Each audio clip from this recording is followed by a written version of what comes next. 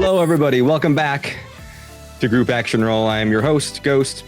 I'm here with a group of lovely friends joining us for a very special Daggerheart one-shot for the holidays.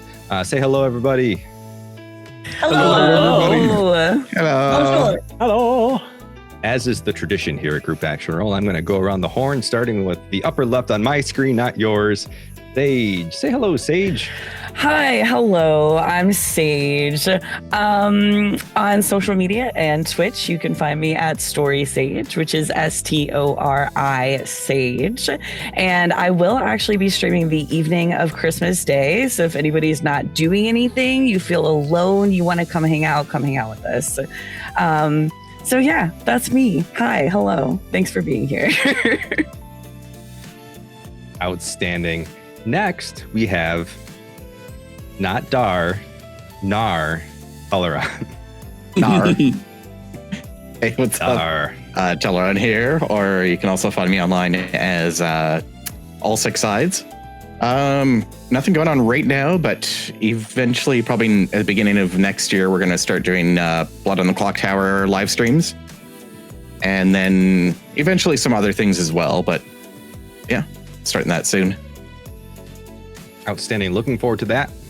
I am going to have a lot of free time on my hands after night. This is the last stream of 2025 and until April, and I'm going to play some games, which I'm excited about. Jen, what's happening? Hi. I whenever you did the whole Dar-Nar thing, real quick, sorry. I just noticed that Chloe has all of the letters for Echo. Oh my god. It's meant to be. I know. I was like, what? I did not do that on purpose. Anyways, hi, I'm Jen. Blue Phoenix RPGs. I'm starting up a couple of YouTube channels next month. One of them is a reaction channel, so I'm excited about that. I'm doing a whole bunch of editing right now. I am not great at it, and it takes time, and I might have to put less out than I intended to. Tomorrow is my last stream of the year. It is my day 12 of giving. I've been doing cozy games this month because, extra life with Ghost. But yeah, so I think we're just trying to finish up some games because I started them and I just want to finish them and be done so I can go back to Elden Ring. So, but yeah, that's me. I'm also on Blue Sky. Also on Blue Sky. You can also find links for all of these fine people in the description of this video if you're watching over on YouTube, if you're watching on Twitch, if you're watching on TikTok. Well, that's a miracle because we can't stream to TikTok. Let's jump to Dragon Teacup. All right, sounds good. Hello, everybody. Nice to meet you. My name's Christian, aka Dragon Teacup, aka Dumpy Master. I run a D&D podcast called The Dump Stat. We do two separate campaigns. One is called Valbro, about a bunch of young adults returning home to their magical town and getting sucked up in a demon's machinations. And I run another one called Oops Only, which is a series of one-shots where all the players play the same class, and it slowly goes forward in time from prehistoric times to the far future. We're about halfway done that one. And each episode has a guest, so it's something a little special each episode. You can find me streaming those on Twitch at Dragon_Teacup. And you can find those podcasts, Spotify and YouTube are the main places I post them. And I'm super excited to be here on Ghost's channel playing some Daggerheart. We're super excited to have you. We're going to jump over to Ricardo. Hello, everybody. I'm Ricardo, aka Hallowed RPG. I make a bunch of D&D content, D&D and Daggerheart and Pathfinder and BTM over on my Patreon. 99% of it's free, so check it out at Hallowed RPG. I'm super stoked to be here. Thanks, Ghost, and nice to meet all my new friends. Always great to have you. Mo, okay, try it now. My name's Mo. I don't really stream anywhere, but I'm an avid fan. I watch a lot of streaming shows. I was a big fan of you guys playing The Shattered God, and a lot of Ghost's videos. Actually, having Daggerheart, content out there. So I was really appreciative of that, and I'm super stoked to play today. So, hi everybody. You can find me on The Mighty Mo on pretty much all platforms, Twitch, Instagram, the others, Blue Sky, and all that good stuff.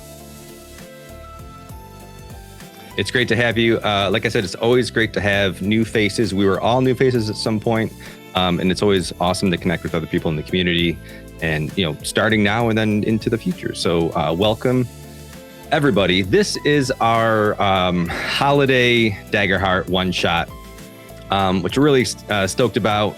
It's got a real animated feel. All of the player characters are children. And we're going to see how that goes. This is a charity fundraising stream in partnership with Extra Life. You can go to, I just put it back in stream, but let me do it again. You can go to our group page and donate there. You can choose any of the team members. I think it's just Phoenix and I right now. You can donate if you don't want to, or if you can't, that's okay too. All proceeds from December from Ghostlight, Group Action Roll, Twitch, TikTok, YouTube, everything goes towards this cause. So just being here and watching donates money. So thank you for being here. Thank you for all you do. We just passed the second milestone, which is a Group Action Roll hoodie. And we're giving one of those away on stream today. Anybody can join, anybody can enroll. We're going to do it a little bit different.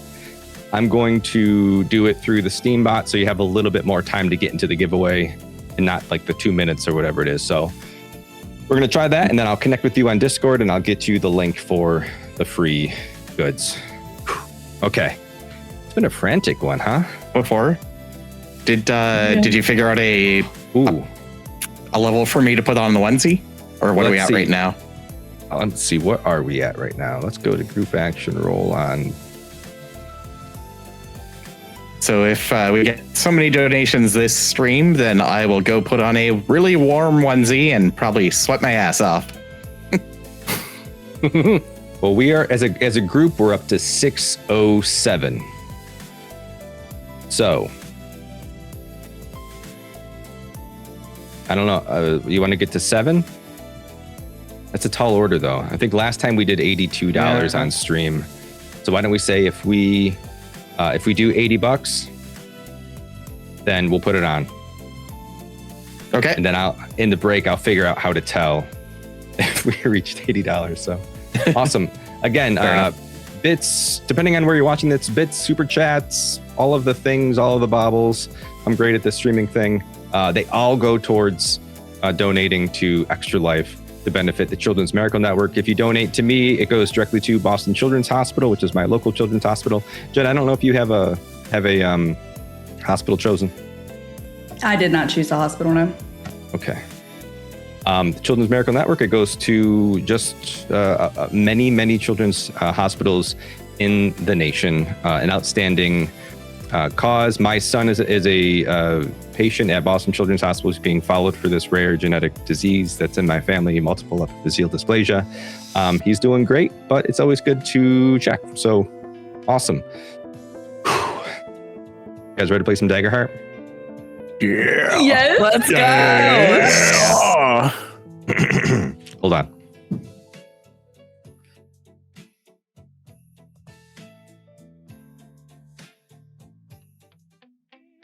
'Twas the eve of the festival in Milgren Tarn, an enchanted stone village where the forge fires still burn.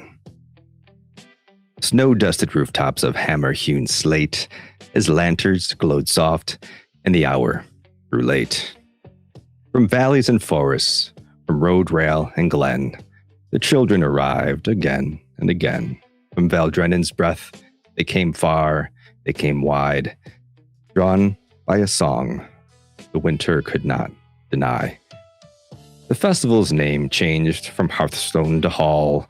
Each culture called it something different to all.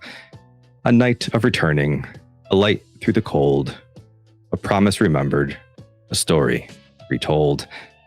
But here in Milgren Tarn, the mountain stood near. It was simply a night the dwarves held most dear. A time not of crowns, nor of kings, nor of gold, but a voice but voices raised young, so brave, so bold. For weeks they had gathered beneath vaulted stone, practicing harmonies, not one voice alone. The Dawn Choir kids, as the village would say, sing hope into winter, keeping night at bay. Some were well-mannered, some rowdy, some loud, some tried far too hard. Some stood out in a crowd. Good kids, bad kids, everything in between. All wrapped in scarves, boots, and frost-bitten dreams. Outside, snowballs flew. In a battle of cheer, laughter rang sharp through the crystalline air. No grudges were held, no harm truly done. Just red cheeks, cold hands, and the joy of the run. And soon bells would ring and the festival start. Parents would gather with pride in their heart. The children arrived well ahead. As runes softly glowed, the Dawn Choir kids gathered where first light is owed. But not all were halos, polished bright shoes, for lurking in drifts were the makers of mischiefs and ruse. They crouched by the barrels, by the runestones and stalls, with snowballs packed tight. Some a bit too firm, that's all. As the goody two-shoes marched, in lines neat and prim, humming warm little notes with their scarves tucked in trim. A whoomp split the silence, white powder took flight, and the square burst in laughter and joyful delight. Mittens flew wild, and the snow filled the air, as angels and rascals forgot who was fair. For under the lanterns of Milgren Tarn's glow, all were just children in the midst of the snow. The spotlight is to you. We're going to first take the spotlight over to our mischief makers who are preparing to ambush or have just started to ambush our goody two-shoes. Let's introduce your character and let me know what their next move is. Spotlight's to you. Alrighty. Peter's probably way up on top of a pole, one of those lanterns that you mentioned, and he's packing up snowballs. He's in a low crouch, and he's just eyeing the goody two-shoes. He's got his aim, and he's got his little fawn hooves standing on the pole, barely clinging on. And he's just going, I'm going to get this one right in the head. I'm going to get him right in the head. I'm going to get him in the face. It's going to be a great time.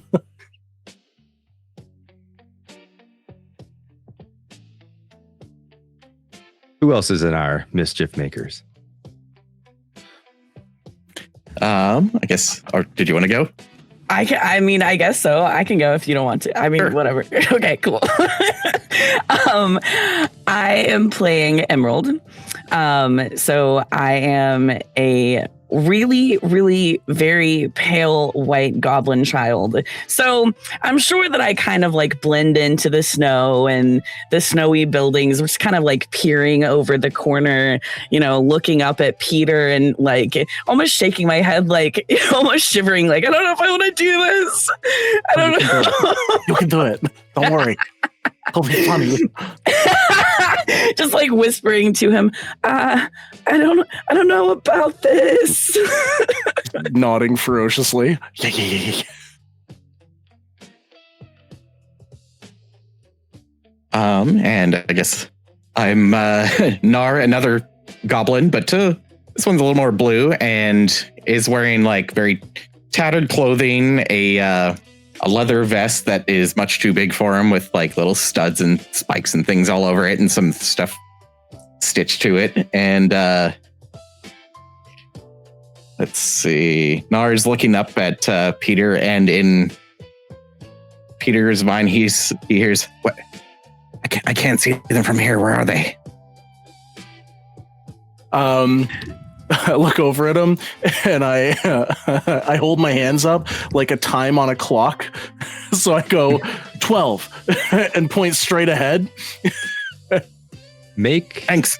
So I pop up and throw at straight 12 o'clock, like you said, not even looking to see if anyone's there. I just pop up and throw one. All right, Peter, make an instinct check to perceive. You got it. I got a 9 with hope. Does a 9 meet anyone's evasion? All right. So you saw Halaran at 12 o'clock. So Nar, you just picked up and you threw this thing. Give me your primary weapon attack. All right. My actual dice.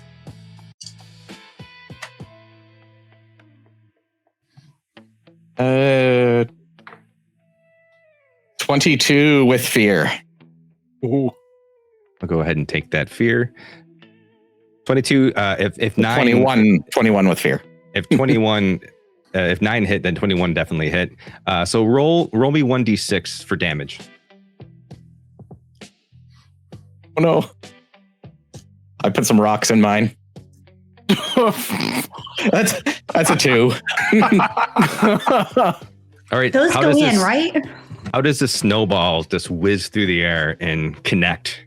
And where does it connect with poor little Halaran? The 2 probably only probably catching his elbow or something. Nothing. No, not a major hit, just hitting him in the arm. Got you. I'll look up and give him the double thumbs up. Moving the spotlight over to the goody two shoes. Let's start with Halaran. Describe your character and then how he responds to getting whipped with this snowball. Halaran is a young dwarf, a little bit of peach fuzz growing in, even though he's a young man. His hair hasn't quite grown very long. He wears steel bottom breeches, and he's carrying like a reddish rusted iron sled, and there's garland tied to the front, and he's carrying it along. And the snowball flies through the air and slams into him, and he's like, "Who's there? Why are you throwing stuff at us? Why? What's happening? My mom said I'm a good boy. You guys shouldn't do that. You're mean."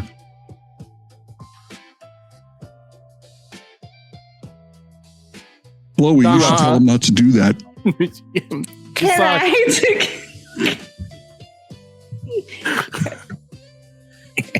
Can I do something? Absolutely. When that actually occurs, I'm assuming we're all together kind of in this area here. Can I, as soon as I see that happen, I kind of turn towards where that was coming from. And I immediately pull out my umbrella and I open it in case more comes towards our way. I'm like, what was that, Hal? And I'm just kind of like positioned and just positioned next to you. Hit me with a snowball. It's got to be a snowball because I have some in my pocket. Miscreants. Oh, bother. Can you see who it is? And I'm going to peer into and actually see who, threw the snowball. All right. Give me an instinct roll to perceive. And when you're done, will you describe your character for us? Absolutely, yeah.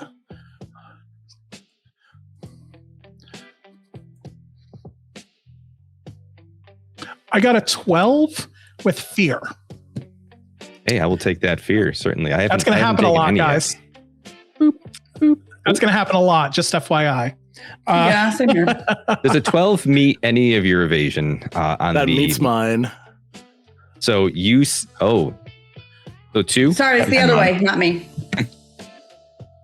All right, so do you mean meet as in like goes above it or meter like beat? Yeah. Yeah, so mine for sure. Okay, so Elfin, when he looks up, you can see all of them sort of like snickering. You saw sort of Peter calling the shot, and you saw Nar pop out, and then you could see Emerald's staff peeking up over the snowbank with the little bulb. You know the staff, though. You know these kids. It's bloody Emerald, Peter, someone else there. Cut it out! These children. Probably Nar. I mean, you didn't recognize him because he's wearing his mask. Oh, guys, I think we've been Chloe, spotted. you should do something about it. Did Alphen get described? Oh, I didn't describe myself. I'm sorry. When you see me open this this umbrella and trying to protect Hal, you see a half elven boy who has purple eyes and opposed from everybody else. He's actually in school uniforms. But I don't believe it's in school. It's part of the school that they're actually in. It has a decal that's probably been torn off of an old school, but he still tries to be prim and proper. He wears a sweater vest, very similar, and robes, and just a small elven boy, based off the artwork you see on my, down here. Outstanding. Before we go any further, I just want to say thank you to Salad in the chat. Salad couldn't be with us tonight, but he just gifted 10 subs. So thank you, Salad. Great work. We miss you. But you can catch at least, actually, Sage, Ricardo, and I on Solid 10 on Friday at level 19. I'm super stoked. Okay, sorry. Chloe. Okay. So Chloe is a cute little Infernus girl. She has golden eyes and her dress is blue with some sequins. She helped her mom sew them on. Okay. And she has a hall monitor stash because she is the self-appointed hall monitor of the group. And she goes over to Halloran and says, "Oh, it's okay." And she just kind of like wipes off the arm. "That was kind of mean though." Quick question goes, have we sang yet? Like as the whole choir thing? Yeah, Have you've we been done that practicing for a few weeks. This is you're on your way to the big show. No, you're on your way to the show. So she's going to look over the umbrella and say, "Guys, that's against the rules. You have to wait to play Snowball Fight until after we perform. What if they hit him in the throat? Then he wouldn't be able to sing. Come on, guys." Okay. That's what we were hoping for, actually. We were aiming for safe, but we kind of were off. Just a little bit. Well, later, okay? We can play later. I turn to Chloe and I say, "This is playing?" It can be, but when you put the rocks in it, it's not quite fun anymore. So we're not going to put rocks in ours, okay? Look down Fair at my enough. snowball, just covered in rocks. Just sad. I think as Chloe is saying that in a very ill-timed snowball, I would like to attempt to hit her. I'm gonna gather up a little bit of snow. It's actually gonna be a very small snowball considering my goblin hands and the fact that I'm a child. And I'm gonna just roll it in, obviously into a snowball. And as she's speaking, I'm very regretfully, I have this painful look on my face as I'm kind of looking up at Peter, I don't know if I'm supposed to do this or not. And then I'm gonna throw it. I give the signal for 10 o'clock. Okay, roll your standard attack. You're aiming for Chloe specifically. For Chloe specifically. In the face, of course. My bad. Yeah. My bad. Course, but primary weapon attack. Okay, cool. Let me. Emerald's going to mess up my singing voice. I rolled a 20 with hope. Oof. That misses. I'm kidding. It doesn't miss. Does a 20 hit? This small child has an evasion of 21. Does the umbrella that I'm just poking my head out give me a little bit extra evasion? I'm kidding. I mean, no, but I like where your head's at. I mean, it could. So does Emerald. Is there a mechanic to the umbrella, like shielding or? It is a flavored rapier, so I'm going to say no. Oh, okay. All right. So it strikes. Oh, Chloe. As it hits, I'm gonna like call over and be like, sorry.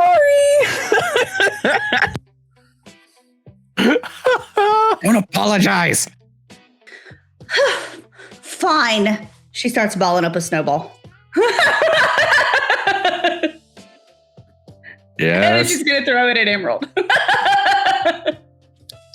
Okay. It's against Primary the weapon rules, attack. but don't hit in the head, okay? Emerald incoming. She's launching a counterattack. Battle positions. That's a 15 with fear. Ooh. It definitely hits. Okay. Where are you aiming, Chloe? Not the head. No TBIs, kids. Lady Vengeance. In the torso-ish area. So I think I'm just gonna hit and or get hit, and as soon as that happens, now I'm like in full kid mode, right? I'm like, okay, we're playing a snowball fight, so I'm gonna start wrapping up or rolling up my next snowball. No heads, guys. Okay, no heads. I'm sorry. I've been distracted by everyone like just going crazy in the chat, donating. Did you roll damage for Chloe?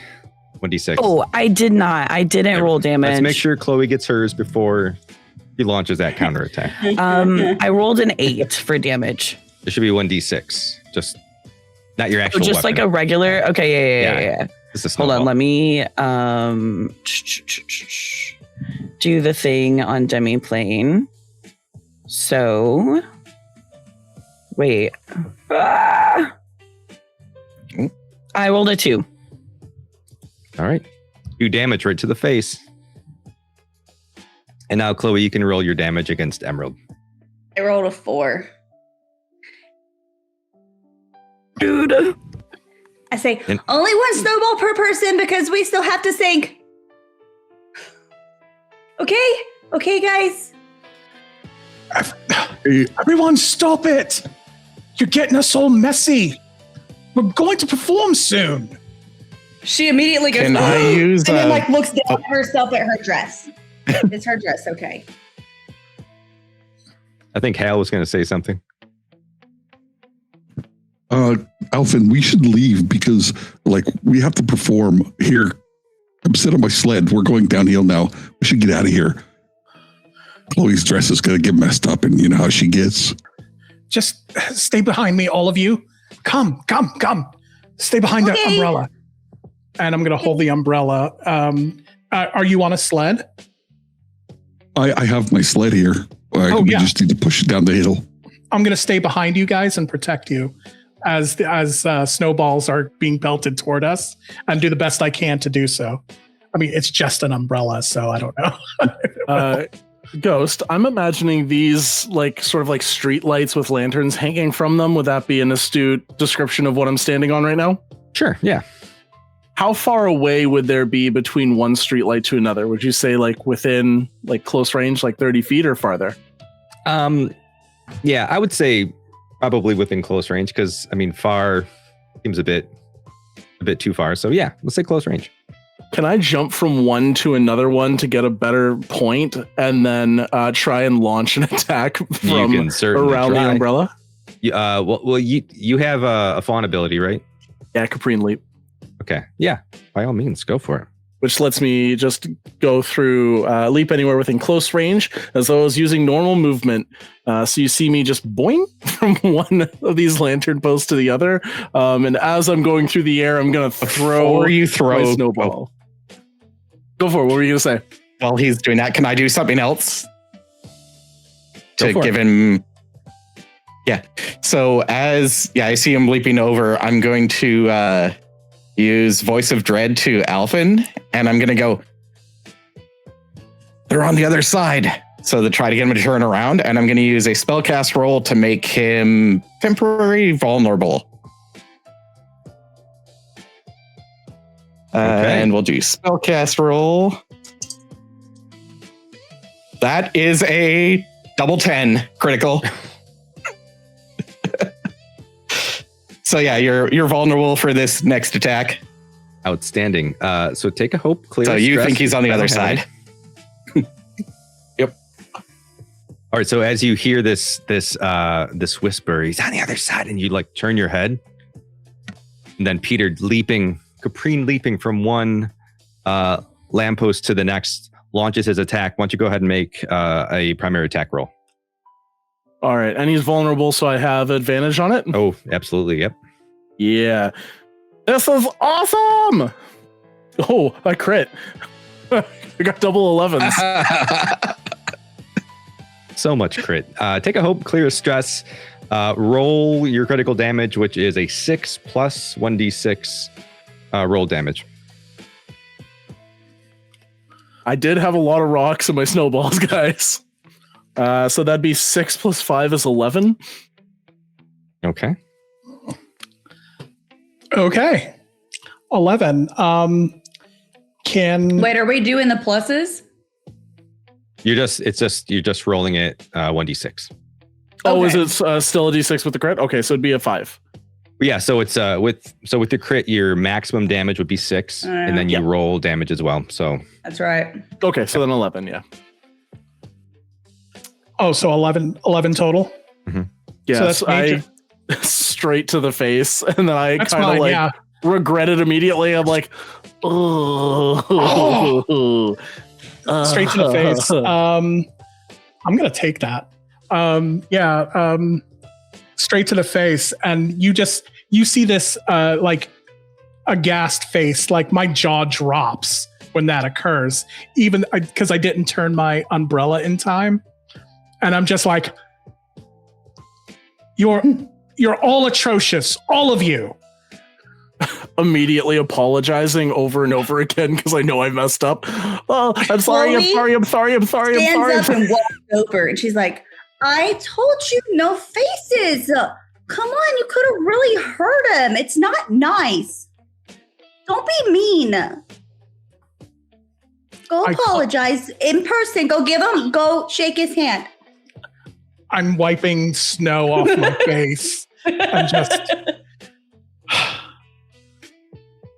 Thank you, pizza. Is this how we do it at our school? Apparently. I'll slide down the pole She's like- and kind of like head down, like sulking, like shuffle over to Alphen, and I go, I'm sorry I hit you in the face with the rocky snowball. I didn't mean to do it that bad. I just wanted a little bad, and that was a lot worse than I meant. You notice a little bit of blood. Kind of like just a scratch on my face. Rocks, really? Rocks? That's not fun. That's not a game. What's wrong with you, Pete? Emerald told me to do it. I looked at Emerald. I was about to say, I was going to come up behind Peter and be like, I told you, I said we should do this. Someone could get seriously hurt. I swear to God. Yeah, Emerald, that was a bad call. We shouldn't have used rocks. Alphen, you should still accept his apology, even though, it was very mean.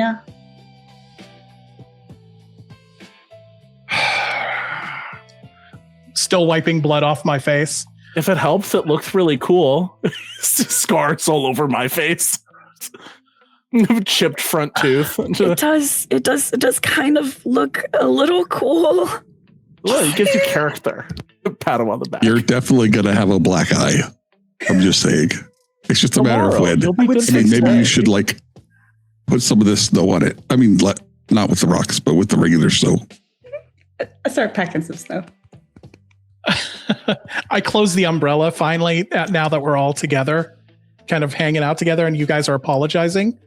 Well, I'm assuming this is some kind of initiation into your group. Most appreciated. Next time, leave out the rocks. Yeah, initiation. That's how it works. Now we're all friends. Tell me, what's the worst thing you've ever done? My face kind of frowns when you say that. I'm And I so say, eager.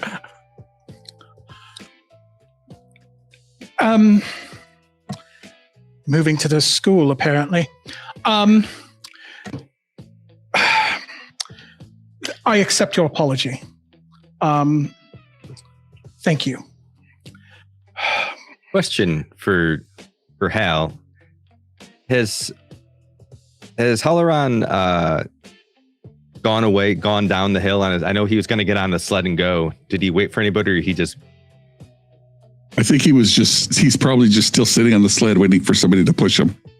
All right, you guys, let's go. Come on. I will get really excited at the concept of going down a hill on a sled really fast and just jump right behind Halloran.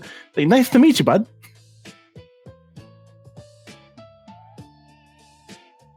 All right, Peter. I Why don't don't know you? you. My mom said don't talk to strangers. And you're Not pretty bad strange. advice. Give me a strength roll. DC is really low. It's DC 5, just to get this thing going.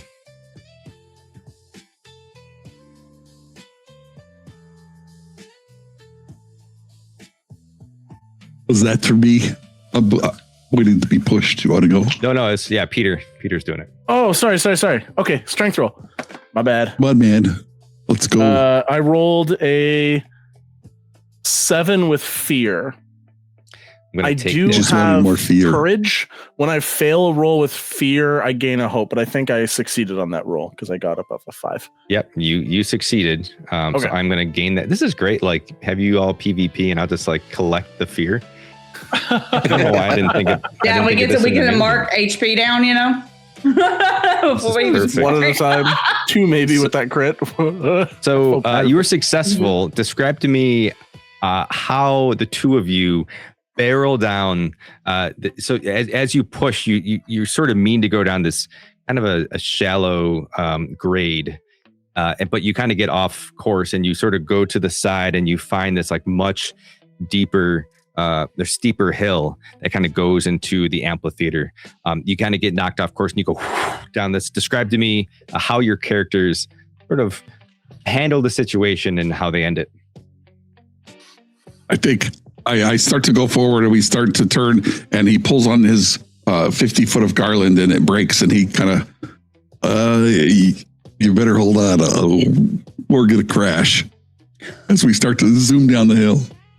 I lock my legs around his waist and my hands around his head, so my hands are like blocking his vision a little bit, and my head's peeking up. And I start shouting out directions to him, like 12 o'clock, 11 o'clock, 2 o'clock. Ah! As you're skidding down the hill, and you end up hitting like the stone path, and you guys are both like screaming and holding on, and then you hit like the side of the embankment, and you fly off down the steps of the Coliseum, the amphitheater, and you come to a stop right in front of the stage, and you see this elderly, this sort of a slender, elderly dwarf woman turn around and say, "There you are. I've been looking all over for you. Where are the rest of you younglings? Stop horsing around and get. It's gonna start soon." Well, I know we had to hurry. That's why I'm here first, because I'm always on time. I'm like the best person ever. That's why I'm here first with him. Peter, you know that's not the case. Get up, get in position. Where is Chloe? Where's Emerald? Go, Halloran, go find the rest of them and get them over here, please. Yes, ma'am. I would assume we're probably walking down this, I'm assuming a hill to get. Yeah, you towards watched the it from area. way back up here. Like you watched Yeah. it zoom down and bounce through everything and landed and get yelled at by this chorus director. And now I'm she's walking looking for down. I just grabbed Chloe and like, come on. Let's. The sooner we get there, the sooner we can take care of them properly. Well, yeah, but they have to get there too. Hold on. Hey, come on. She like turns around and goes and like grabs their hands and starts walking. So she grabs Nars and Emerald's hands, like, come on, let's go. Nars is very confused. I feel like I'm being towed behind because I'm very afraid of this. I have absolutely no interest in performing in front of a crowd of people. So I'm scared. I'm terrified. She's Does just Chloe dragging see these the two goblins behind her.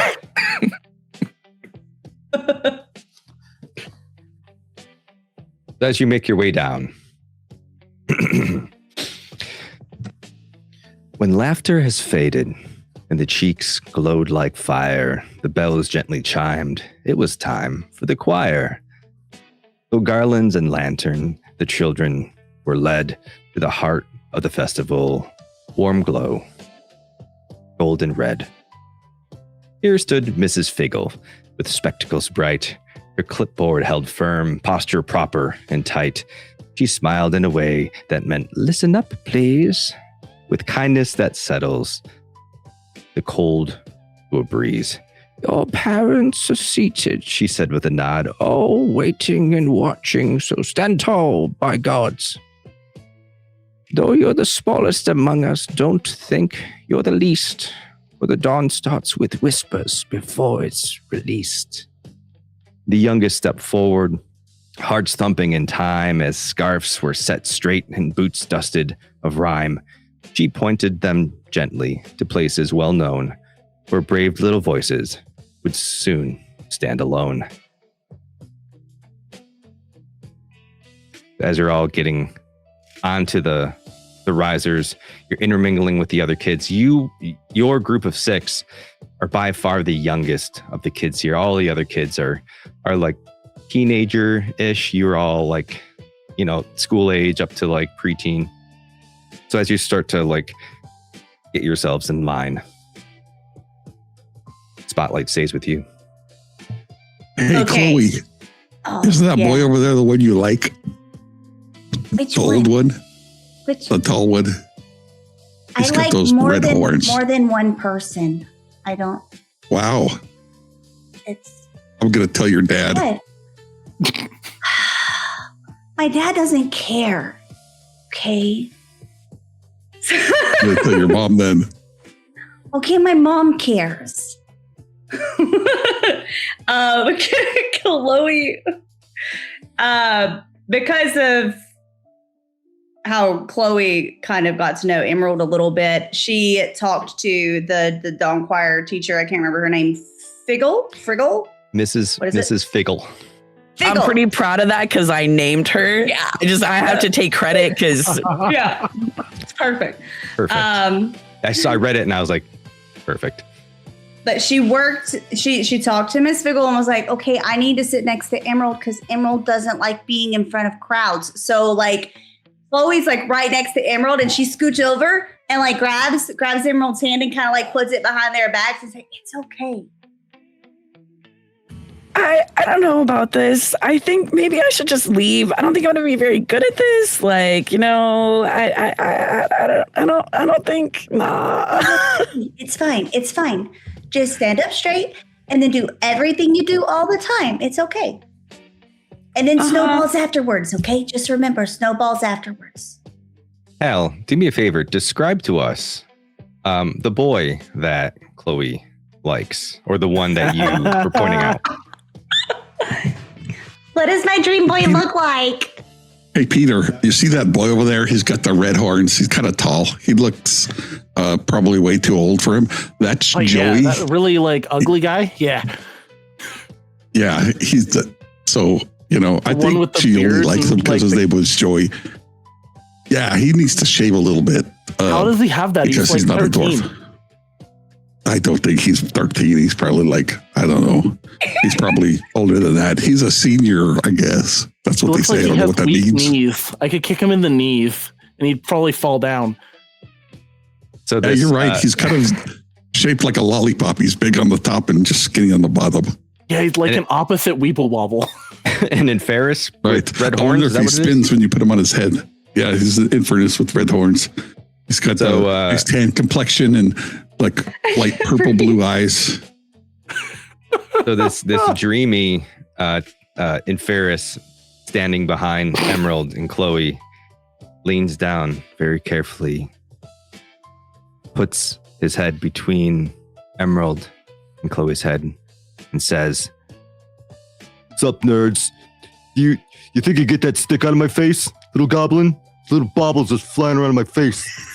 My parents came to see me. Nerds." Never mind, I like him.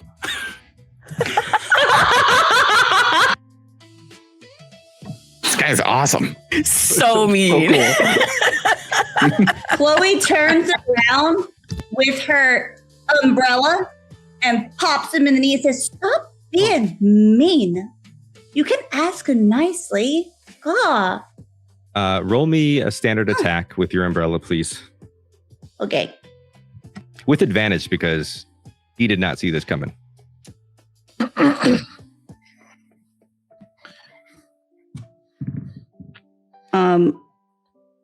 I can count, I promise.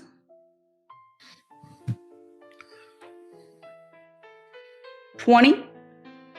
Yeah, so that definitely hits.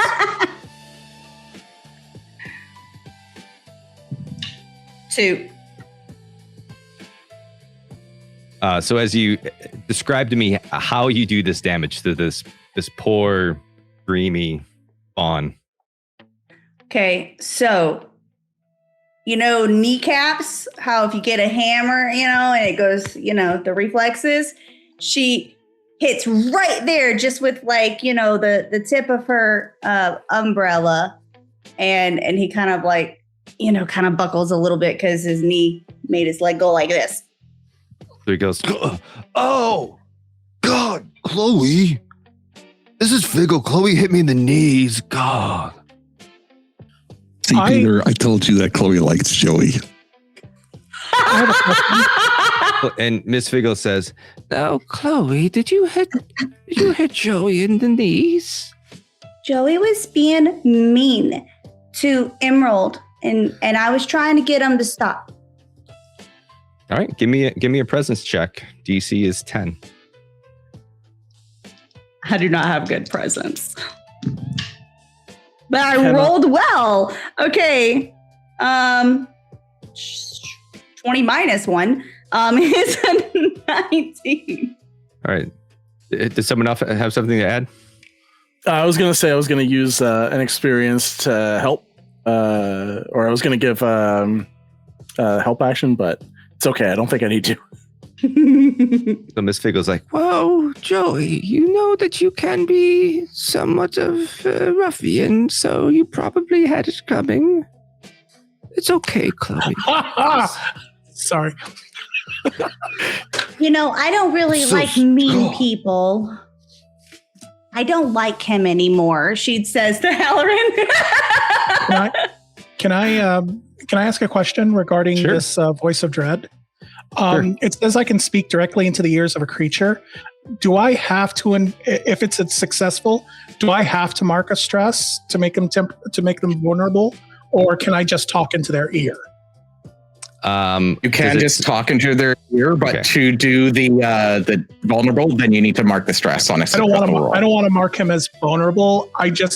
This is more kind of like an intimidation of some sorts. But I want to. What's his name again? I'm sorry. Joey.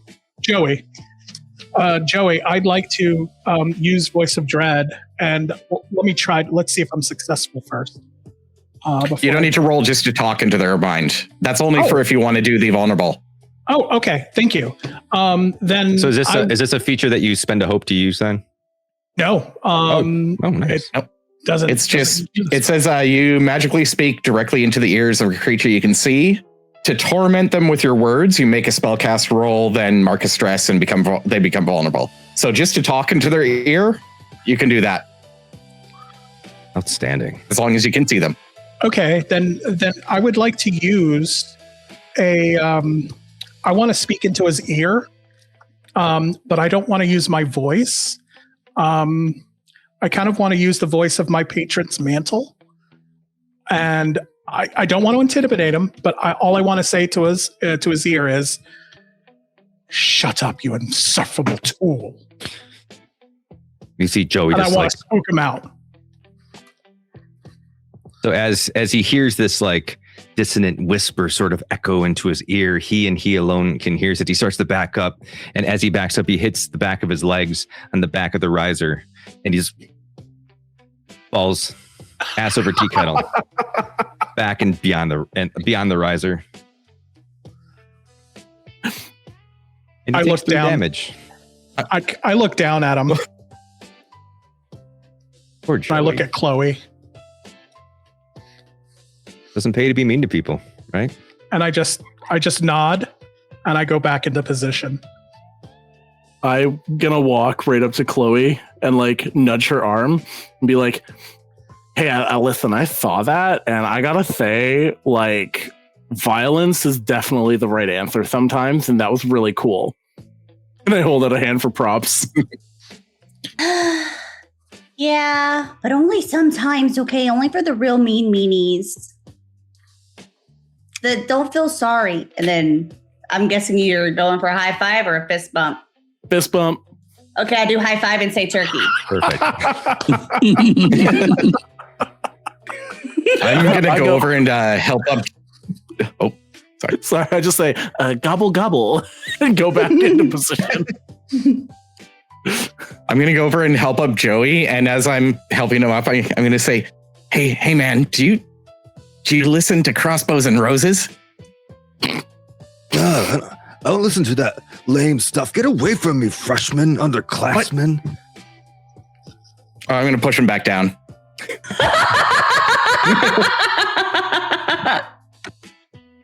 Stop being mean, Joey. It doesn't help anybody, especially you.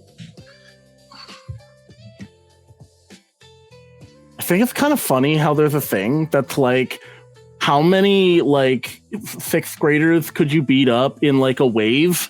But this guy couldn't even take on one. just saying that out loud to everybody here. That is, I mean, I'm just saying it is kind of pathetic, isn't it? And so as you're all just roasting this poor fawn who rightfully deserved it at least a little bit, you see that tears start to well up in his eyes. He's like, "You guys stop, it's just not nice." And he gets up and just runs away, runs off behind the curtain. Oh no, he was our baritone.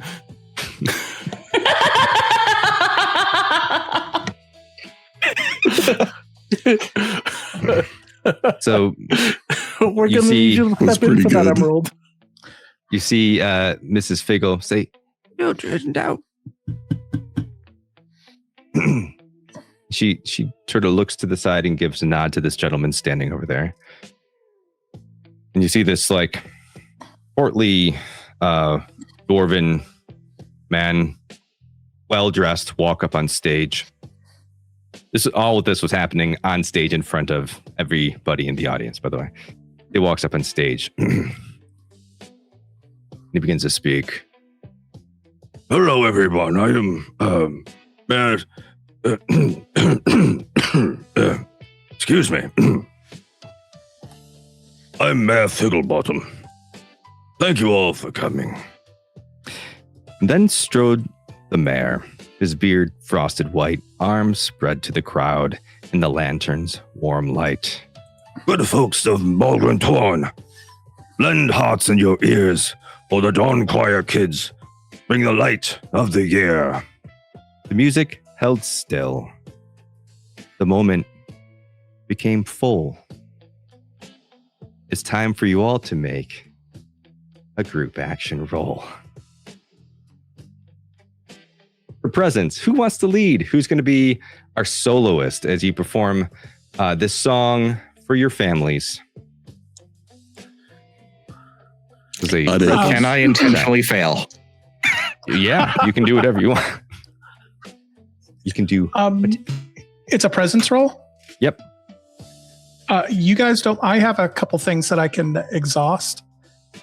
For this. I mean, unless you guys want to fail. But I You can lead it if you want. I don't want to fail. I'd like to I want lead to it. sing I'd like really to lead good. it. If that's okay. Sure. So Yeah, I have a -1 in presence. I'm good. Miss Figgle says, Elfin, please step forward. Come, stand next to me here. Shh, come on. take your position for your solo. Okay. Do you want everybody else to roll first before I do it, or? Yeah, so the DC is 10. We're tier 1. DC's 10. Super easy. 14. That's a +1. Too bad I don't get 20. that hope. 21. It is a Plus 15 for me. 2. Ooh, +3. 13. What did Emerald get? 13 +4.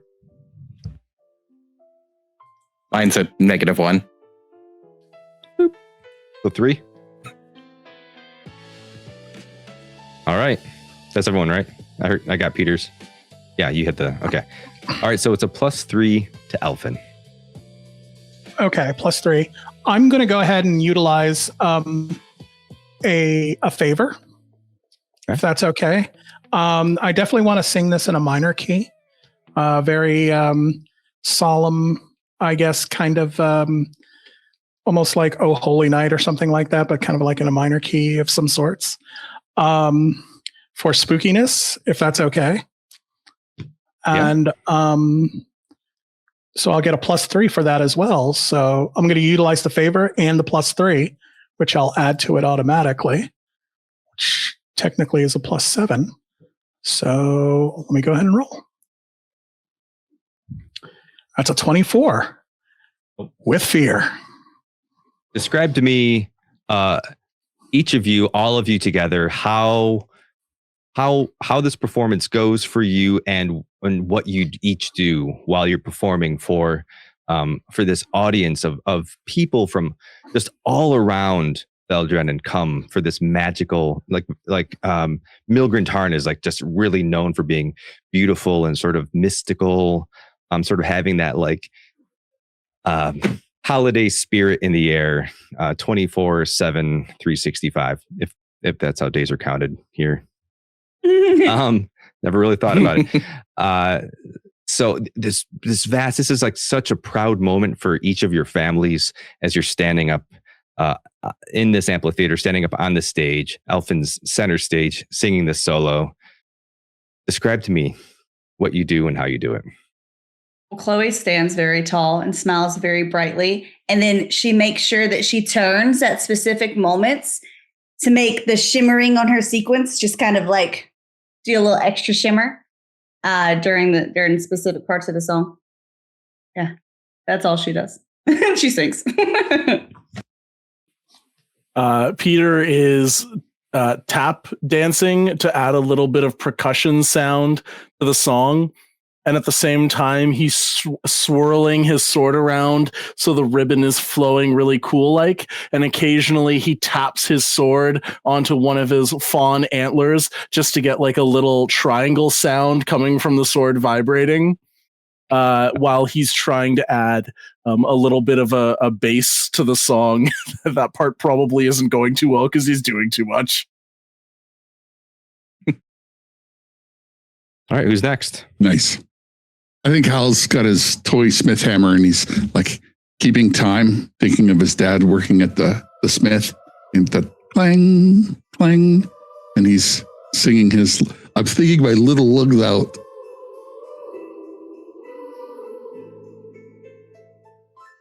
Who's next? I'm not singing. I'm talking into Alphin's mind, singing a different song to try to mess him up, but it's not working. I'm singing a song by Judas Seraph. I love that so much. It's 2 band references. Oh, so I have far. a list. That's pretty great. I have a list. He came prepared.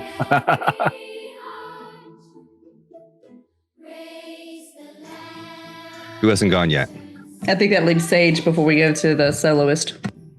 Yes, I'm gonna be as we're standing, I'm just leaning like almost wholeheartedly on my old, very tall, gnarled walking stick, trying to make myself as small as possible as I sing this song. I'm trying not to meet everyone's eyes, but I feel like every time I meet someone's eyes in the audience, I feel like everybody's staring at me. I feel like, I'm so uncomfortable. I'm like quivering in my shoes. Chloe still has one of your hands. Well, you can have one of them. My walking stick has my other hand and all of my weight.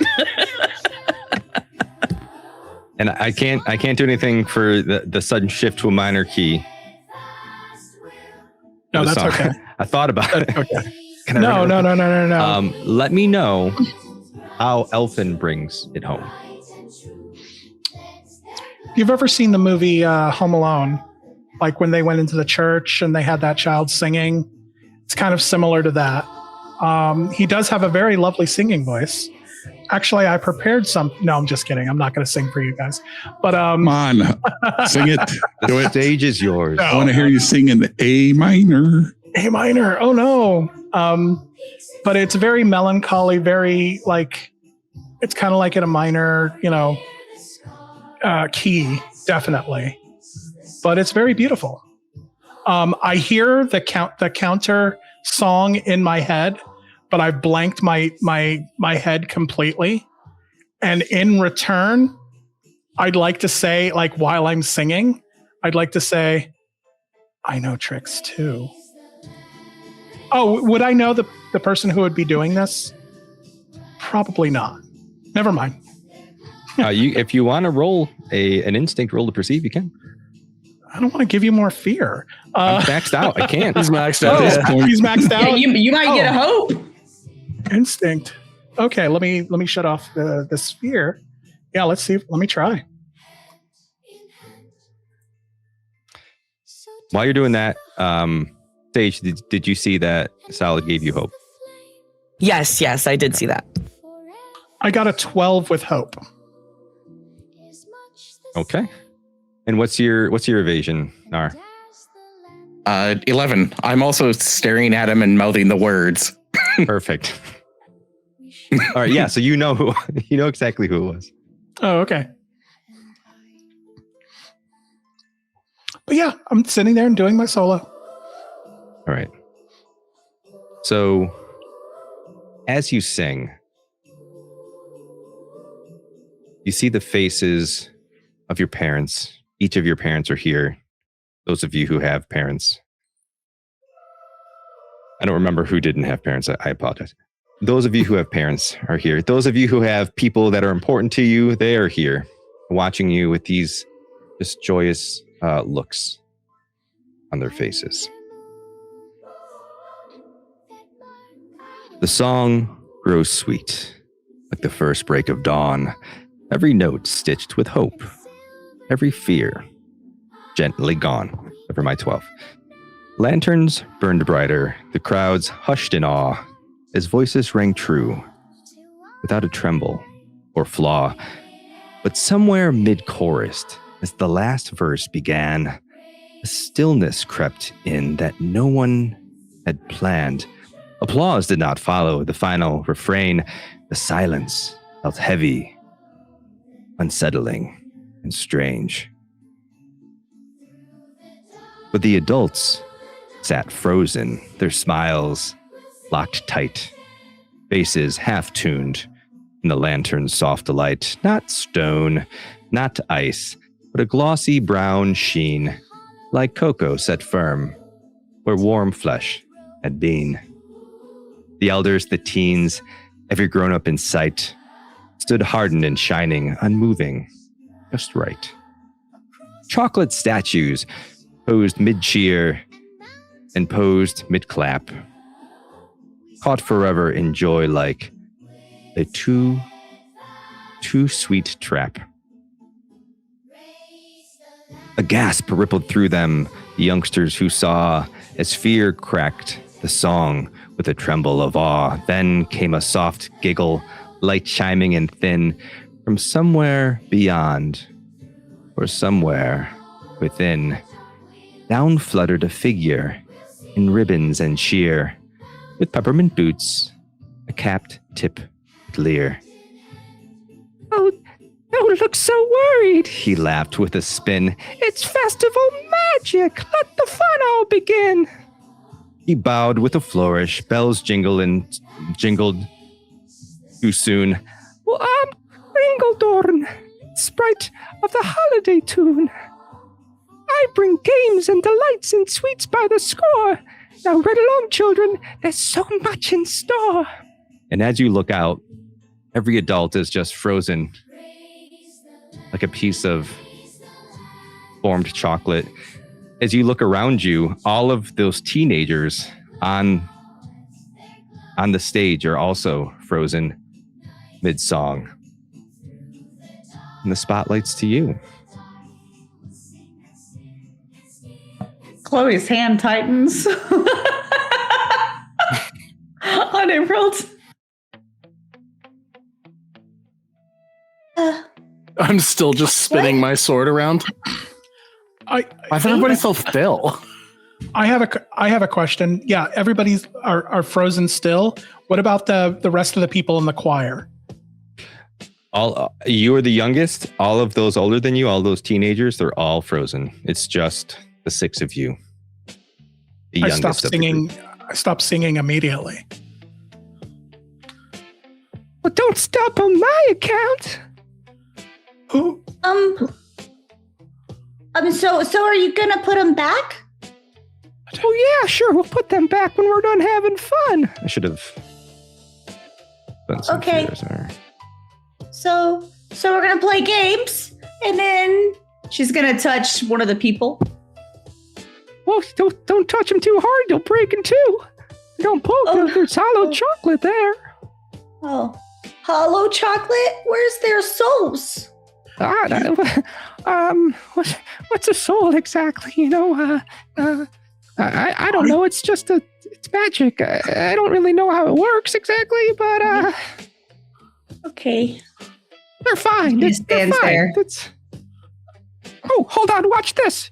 And you see this little sprite, dressed up like how you would imagine like a Christmas elf, but very much like not an elf like like Elfin or those in Elfwin. Very sprightly little figure that sort of just prances around, very small. Hold on. And you see he like twirls his hand and this gigantic gingerbread cookie man.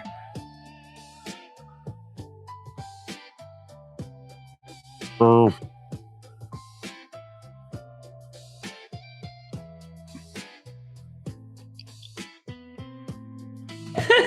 I'm staring at all the other kids that can actually talk. I'm trying to see who's affected by this frozen, this magic and who's not. I look around and I see it's just the young ones. What is this? Was this in the script? I don't remember this. I don't remember training for this. What's going on?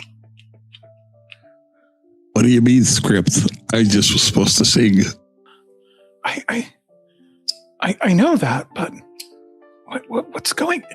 Who the heck is Grindeldorn? Well, it's Gringoldorn. Ringlethorn. You gotta Sorry. roll your R's. Ringlethorn. Gringoldorn, yes. Yeah, that's it. You kind of got it. You with the mean girl. I'm gonna go over to Nar, nudge him, and say, "Hey, do you want to try and trip it?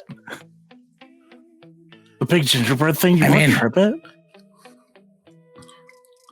I'm gonna start moving around to try to sneak in behind and do the get down behind its legs. I give you one end of the ribbon from my sword and hold the sword. It's a pointy thing, so I'm just holding like a stick essentially, and go right up behind him. And then I look up at Emerald, and I just give a thumbs up. Your turn.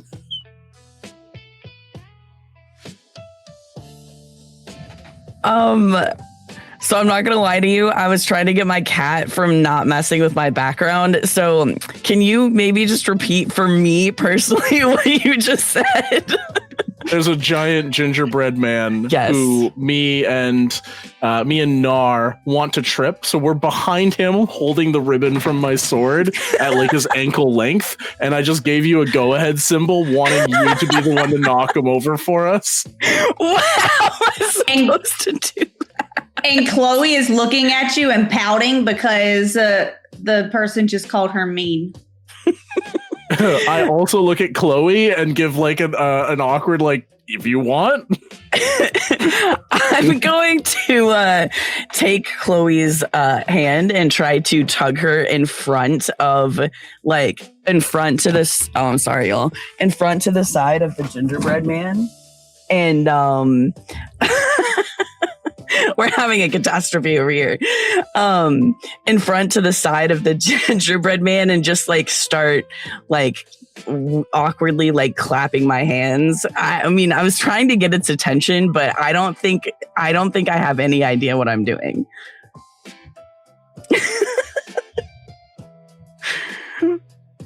She just kind of keeps pouting and says, "I think they wanted you to push him." But he's like gigantic. But also, He's big for a cookie. He's what if like we roughly don't your follow size. Okay. rules? They didn't follow the rule. It's got to be against the rules to turn people into chocolate, right?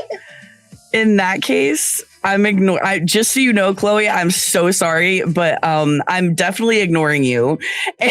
And I'm going to go around to the back of the cookie and just kind of like flick him a little bit on his back as if that's going to tip him over. Wait, is Nar behind him?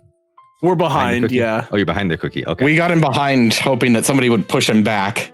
Oh, like in the front then. My brain is all muddled right now. Okay.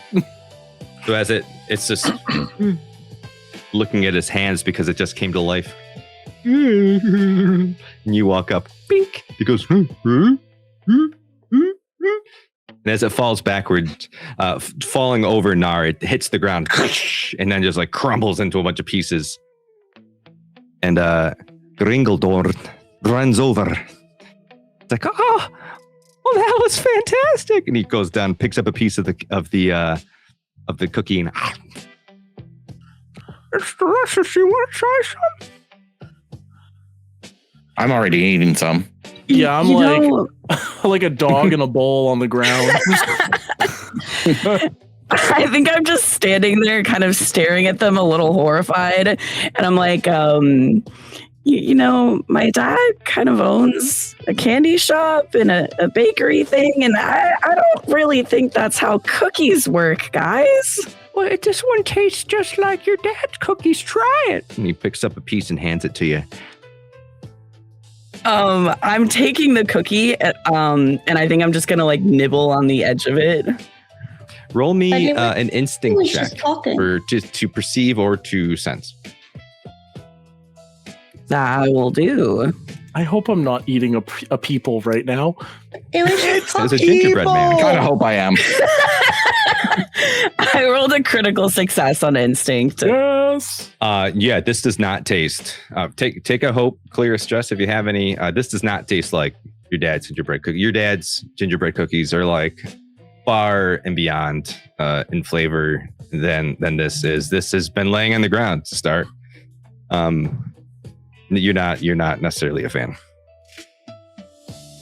How can you guys eat this stuff? It's like so bad. I skip breakfast and lunch and dinner because I didn't like anything that was provided to me. I say no to everything my parents give me. I'm going to take my piece of the gingerbread cookie and pass it to you, Peter. Yep, chomp. And as you're talking, you see Gringledorn just like pops. He just disappears. And then he shows up next to Chloe. Well, you said that you think it's against the rules to turn people into chocolate? Yeah, I mean, you would think so. Well, what are the rules to play the games? Whose rules? The rules of good. I mean, you don't turn people into not people. Well,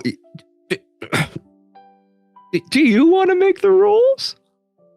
Oh, I don't know if I could.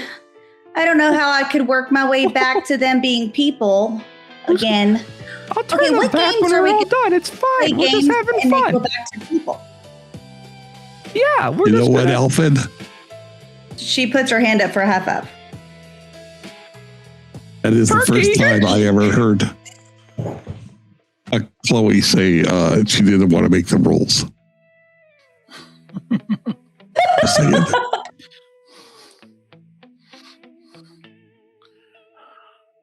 What game do you guys want to play first?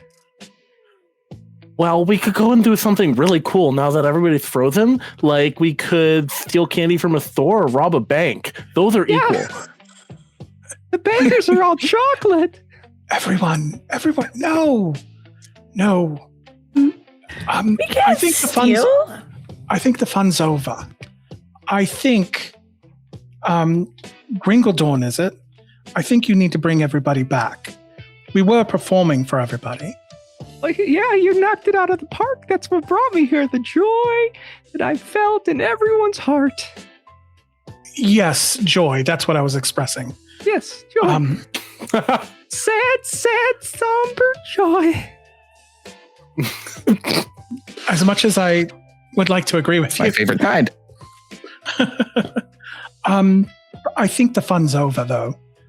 It really isn't nice to turn all these fine people, including my mother, into chocolate. I'd like her back, please. Oh, sure. Yeah, no. Well, I'll tell you what, Elfin, if you want, what I could do is, I'll have a gingerbread friend take all of the people back to my lair, and I'll have them start the magic process to get them back to normal. And then while we're waiting, we can have some fun. I don't know much. I have advantage on detecting lies. I'm gonna please. Perception check that. Yeah, I sure. like the idea of having you would like fun, to detect guys. your DC for this is 20. Ouch. Right.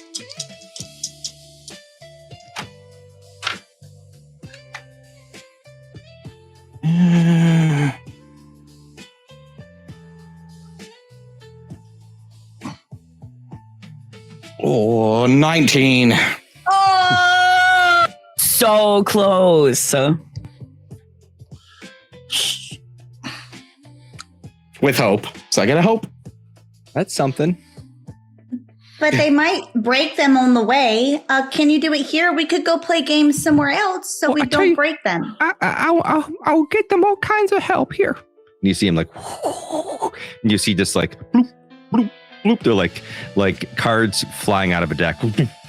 As they're this like cookie after cookie after cookie after cookie sort of comes out and then starts to, and then he's going, and you see these like candy cane, almost like spiders, but they're just legs with like a snowy kind of center kind of shuffle around with them as they begin to very carefully pick up Mrs. Figgle, who's still like this. And they move her. I mean, why don't we just like let them help? I mean, I'm just saying it would be nice to have a night just for us, right? Yeah, you deserve it. You deserve it. Yeah, they'll be fine. We'll get them back to new. It'll be great. It's the season. Okay, so we get to make the games? Yeah, what do you want to do? Okay, games have to have rules or it's I'm not fun already for throwing everybody. a snowball. Who are you throwing a snowball at? At what's his name? The one who's doing all this. Gringledorn? Gringledorn, yeah. Yeah. All right. Gringledorn. Roll your primary attack. Would you want to do a? I'm forgetting what it's called now. Oh my gosh! Tag team? Dual attack. Tag team. That's it. Tag team away. I'll spend the hope, and I'm just gonna bean with a snowball at the same time. Double snowball. Double snowball. Let's see. I'm gonna use my experience. My brother told me, and add a +2 to whatever I roll. Outstanding.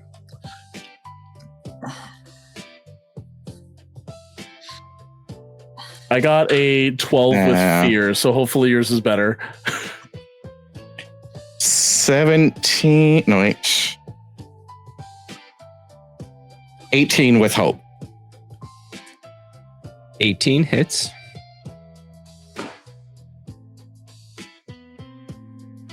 I got a So you 4. get one of those hope as well. Yeah, you both. So if that's the one you choose, you both hit and you both get the hope. And then tell me how you tag team an attack on your Gringledorn. Roll a 1 for damage. Yeah, okay, so roll a 4 for damage. I'm going to say I see them starting to get their snowball ready, and I just launch across the stage to the nearest snow pile without a second thought in my head. Immediately scoop up the snow, barrel roll, and just send it flying from an opposite direction. And yeah, I'll in his mind when I'm about to throw, I'll go now.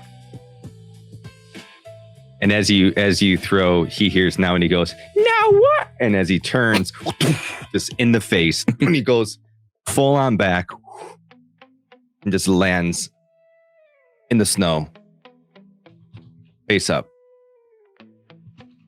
He doesn't move. We win. We win. Yeah. Chloe not moving. tickles him, Doesn't move. pokes him in the nose. Nothing. Are his magic people still moving? Yeah. Can I smell them? You want to get down there and give me a perception roll?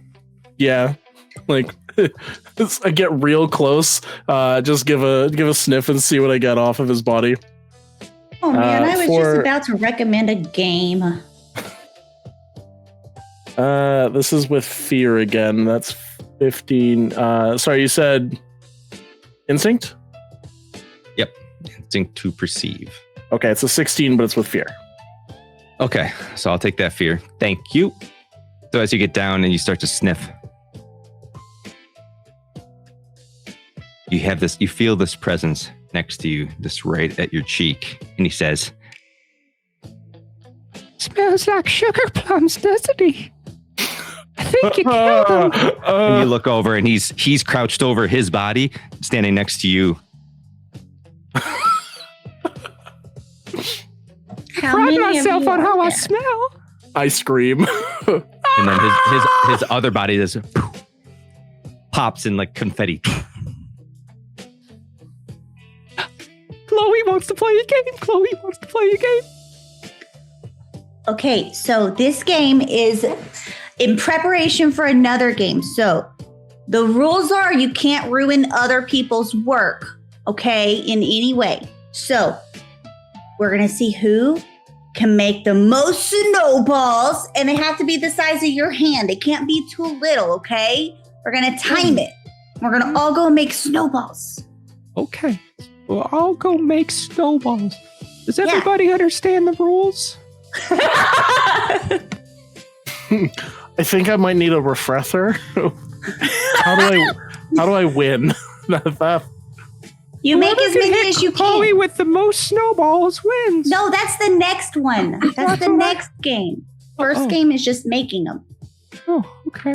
I'm gonna pick up some snow and roll like one of my tiny little balls of snow and ask Chloe, is this maybe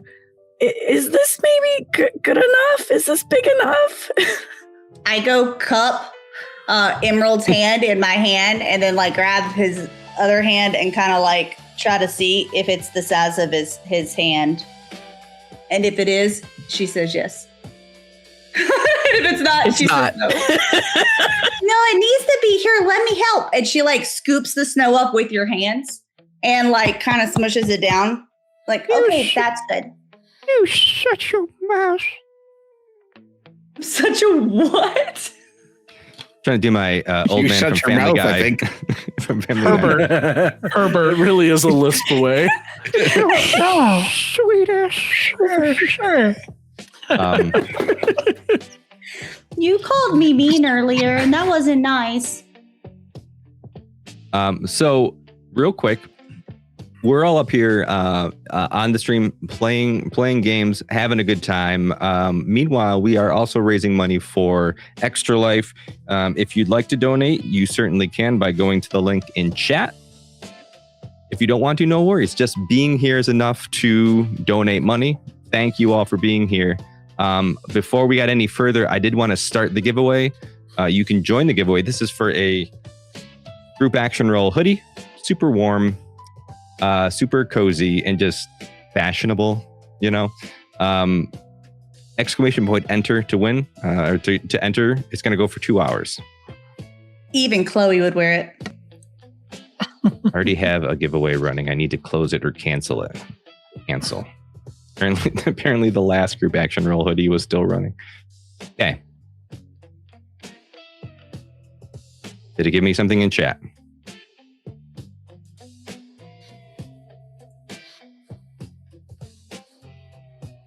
Did it work?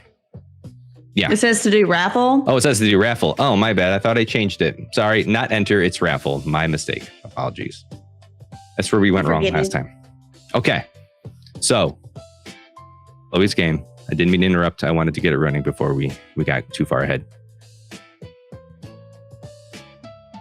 Yeah, we're making snowballs for game number 2. Oh, yeah, it's game number 2. Okay. Is everyone making snowballs? Yeah, we have to time it. On your mark, get set. I was already making some. I guess I should have made the rule to start on start. Okay, go. Let's as a reaction roll, let's do a finesse roll to roll your duality dice for a finesse roll, and we'll see how many snowballs you made. I've got 10. This includes any modifiers that you have. Yep. I rolled 19 with hope. Wow. So it's as a reaction roll, you don't get hope or fear. So just as a heads up, but 19 is a high. So far, so good. Emerald's in the lead. 9. No, you have to. Emerald with 12. 12. Pretty sure that wasn't German. 9. 11.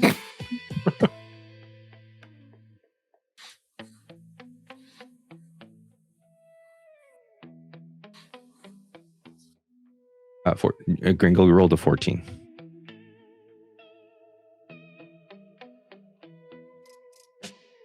You get Elfins? Agility or finesse? This is finesse. Yeah, finesse. My apologies. Of course. That would be a 10 with hope. 10. All right. So don't take a hope because it's a reaction roll. Reaction. I'm sorry. Yep. That's right. And that's everyone? 19 calls it. 19's the winner. All right, so as we're all like frantically making snowballs, you see Gringle's just like looking over, and his head like his neck stretches around and starts looking at Emerald, and you see his hands moving faster, then looking around, and then let me know. Describe to me how Emerald declares their victory. I don't know how it's being timed. I think I'm just gonna continue making snowballs until Chloe tells us to stop, and then I'm just gonna like hold up a little finger and be like, "Hey, I mean I have 19. Is that enough?" Emerald, that's the best. Good job. The prize for the first game is a hug from me. And then she goes and gives him a hug. That's so cute. The prize for the first game? Emerald, what's your favorite candy? What a good question.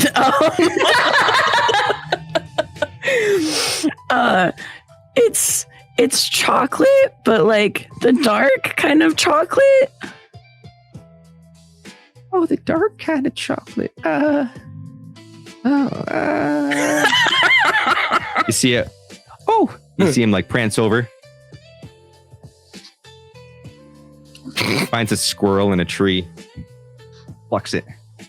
Here, and this it's still like, and then it goes, and it just instantly, like flash freezes into a piece of dark chocolate. I don't like this at all. I'm allergic to nuts. Oh no! You see him as almonds and other nuts just like shake out of its mouth. There, nut free.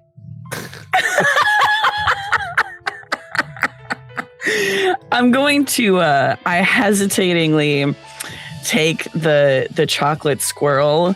I'm gonna look at Peter and ask him, do you maybe want to try this first? I'm a little scared. I don't like to eat food that people haven't eaten before me, just in case it's poisoned.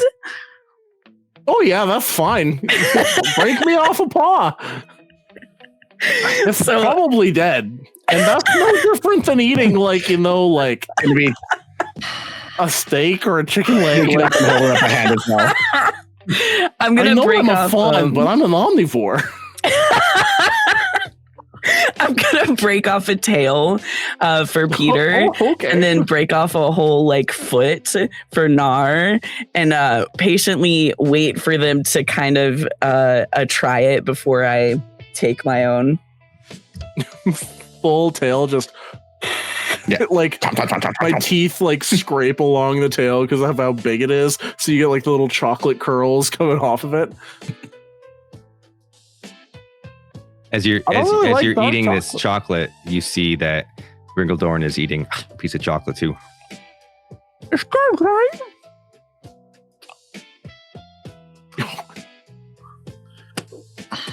Curiosity gets the best of me for a second. As I'm mid-bite, I look and see what chocolate he's eating. It was like a very small fragment chunk. You didn't really have any noticeable shape. Got it. Okay. Was it from the squirrel or something else though? Give me a instinct roll to perceive. DC is going to be about. You were kind of distracted, so DC is going to be 10, but do it with disadvantage because you were a little bit busy when he grabbed it. Okay, I got an 11, so I need a 1 on this dice. I got a 2. Damn, I get a 9 with fear. I can take a fear. So all you can tell is that he just had a chunk of chocolate and didn't really seem to have any form. It didn't look like a person's face or a squirrel or anything like that. Just chocolate. I shrug and keep eating. As I start nibbling on this chocolate squirrel, I'm glancing at, is it Gringledorn or Grinkledorn? I have to know now. It's Grindeldorn. Oh, Grindeldorn. Why did I? Okay, hold on. Let me change this so that I don't forget. I'm gonna look toward Gringledorn. I'm sorry, Gringledorn. So was it was? I'm saying it. Yeah, I was right. I have Okay. to He just say has a his lot of voice to get it siblings. right. Gringledorn's my. I'm going to look at Gringledorn and be like, is this what happened to all of our parents? What? I mean, only if you eat them. I've been here with you. No, the gingerbread men are taking them to the place. I thought we were past this. Okay. Something's fishy. I don't like this. You guys just ate a squirrel. Yeah, it's true. It smells cocoa-y. Oh no. Alphen does not like this at all. I'm not going to touch this chocolate. And why was it so simple to turn them in the chocolate, and then you have to go take them away to turn them back? You see that he's sort of a distance away from you. He's at far range talking to Emerald, and he just pops again with the confetti, and then appears right next to you. Well, the truth is, I kind of stalling because I wanted to play some games with you, but they'll be fine. We're just playing games. It takes a lot of magic to reverse magic. Hey, do you like gumdrops? And he reaches over to one of the gingerbread men and pulls off his gumdrop button. Not my gumdrop button. Hands it to you. You like That was good. gumdrops? I drop it on the floor. No. I dive to catch it. Oh, I know what you like. And he runs away. Comes back with like it looks like a stuffed doll, like a rag doll, but it's a gummy. First it's sour, then it's sweet. Sour Patch Kid. This, I think you'd like this one. I grab it. I do love Sour Patch Kids in real life, but I am not going to eat this thing because I don't know what it is. It's a Sour That could Patch be a Kid. real kid. I wouldn't turn real kids into candy. As Yeah, I've 'cause we're eaten the this funnest squirrel and things. this chocolate, have I noticed anything off with it, or to me, is it just tasted like gross dark chocolate? You might notice that your belly is feeling a little upset from the quantity of sugar that you've consumed since starting this live stream. Outside of that, you don't feel anything out of the ordinary. I really have done a lot of that, guys. I'm not feeling so good, guys. Maybe I should have eaten that salad that my parents wanted to give me for lunch. Was it poisoned? Did I just eat poisoned chocolate? Nah, I've done this before. Was it poisoned? Did I just eat poisoned chocolate? Here you go. And she hands Peter some water. I look at it begrudgingly and take the smallest sip. You have to drink more for it to work. Just lightly sipping it, hating every moment of drinking water. Would have preferred chocolate milk. Would have been nice. It would make it worse. All right, kids. Well, listen, I think we should all just have a nice big hug and then get on to the next game. Aren't you having fun? I mean, I think I might feel better if, people weren't chocolate. Alphen's hands. I'm working on it. Alphen's arms Are are you? crossed, just staring at him. Is he working on it? Well, they're taking them. I mean, I'm with you, but we'll play our games. And the sooner you're done with the games, the sooner we'll get the people back. It'll be fine. Okay, game number 2, you throw your snowballs at people, but don't hit them in the face. Yeah, nobody wants to give me a hug first. Oh, sure. Well, it gives him a hug. come on. He comes over and puts his arm around Chloe and's like, anyone else? Come on, get in here. It's a nice warm hug.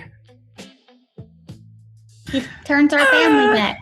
No, I don't hug strangers. I don't know you. Well, I'm definitely fawning right now, so y'all should give hugs too. Let's make them happy to get our family back. So no one else. Fine, I'll give you one hug, but only because you gave me so much sweets and chocolate and stuff. Walk over for the hug. Well, aren't you having fun? Yeah, I've taken candy from a stranger. It's the best day ever. Okay, get on in here then, Peter. Walk Anybody over else? and just fall into the group.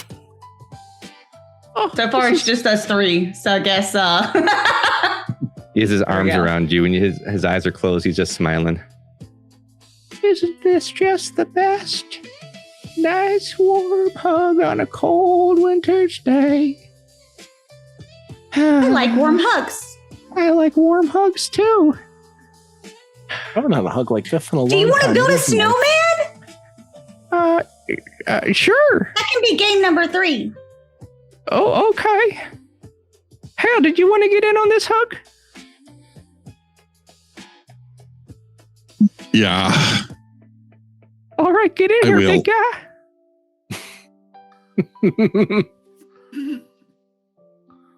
And again, he closes his eyes, and you feel warmth. I want each of you to tell me something that your character remembers that they miss since being sent here to Milgren Tarn to the Dawn Choir. You were sent here without your parents just for these few weeks just to practice, and now it's coming to a close. Tell me what you remember, what you're homesick about. Probably playing with Chloe's little brother because he liked being tickled. Me and my brother back home on this city on a mountain that we lived on called Hillcrest. We would go out right to the very tippy top together, and that would be the one person that I'd be able to have like a normal conversation with because I really looked up to him. And not seeing him for the last little bit's been kind of eating at me, which is why I've been acting out.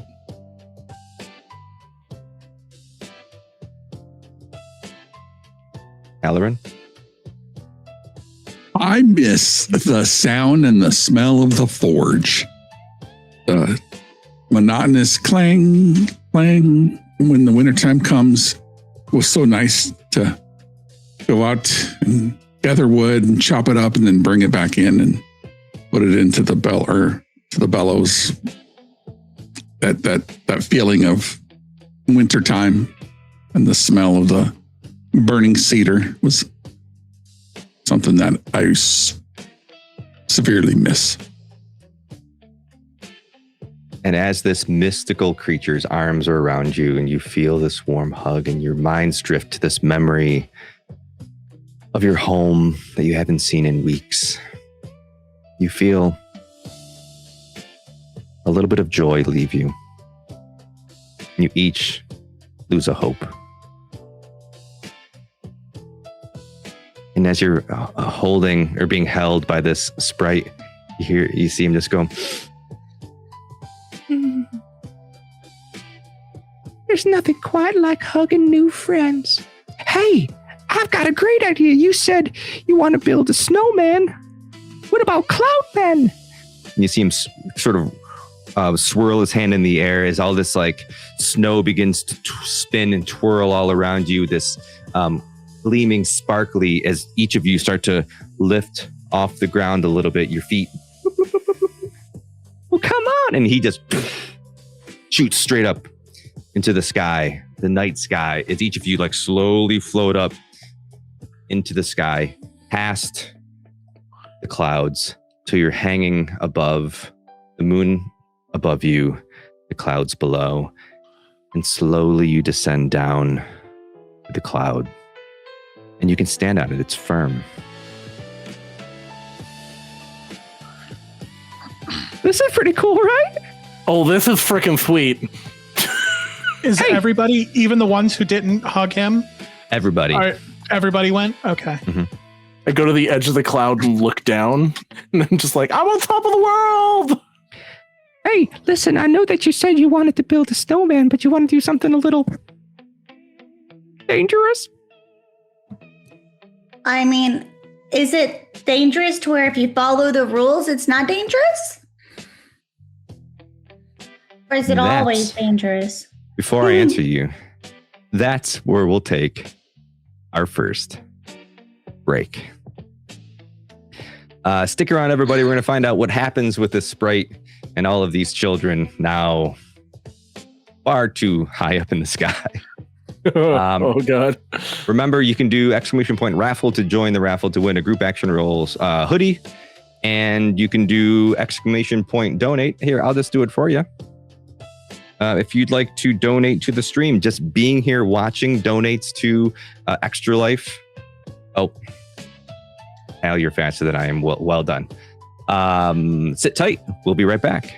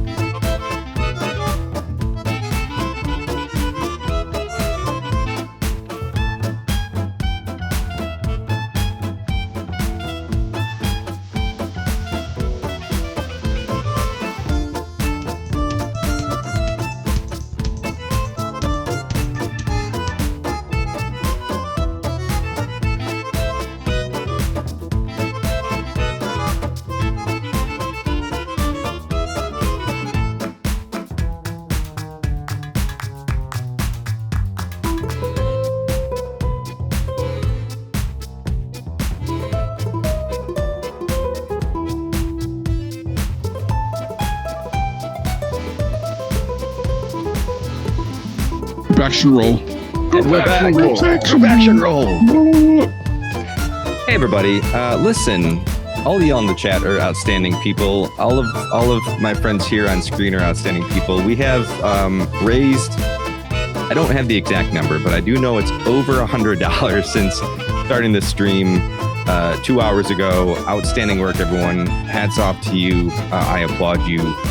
That said, we reached our little 2.5 milestone of making Toleran change into a onesie, which he's rocking out.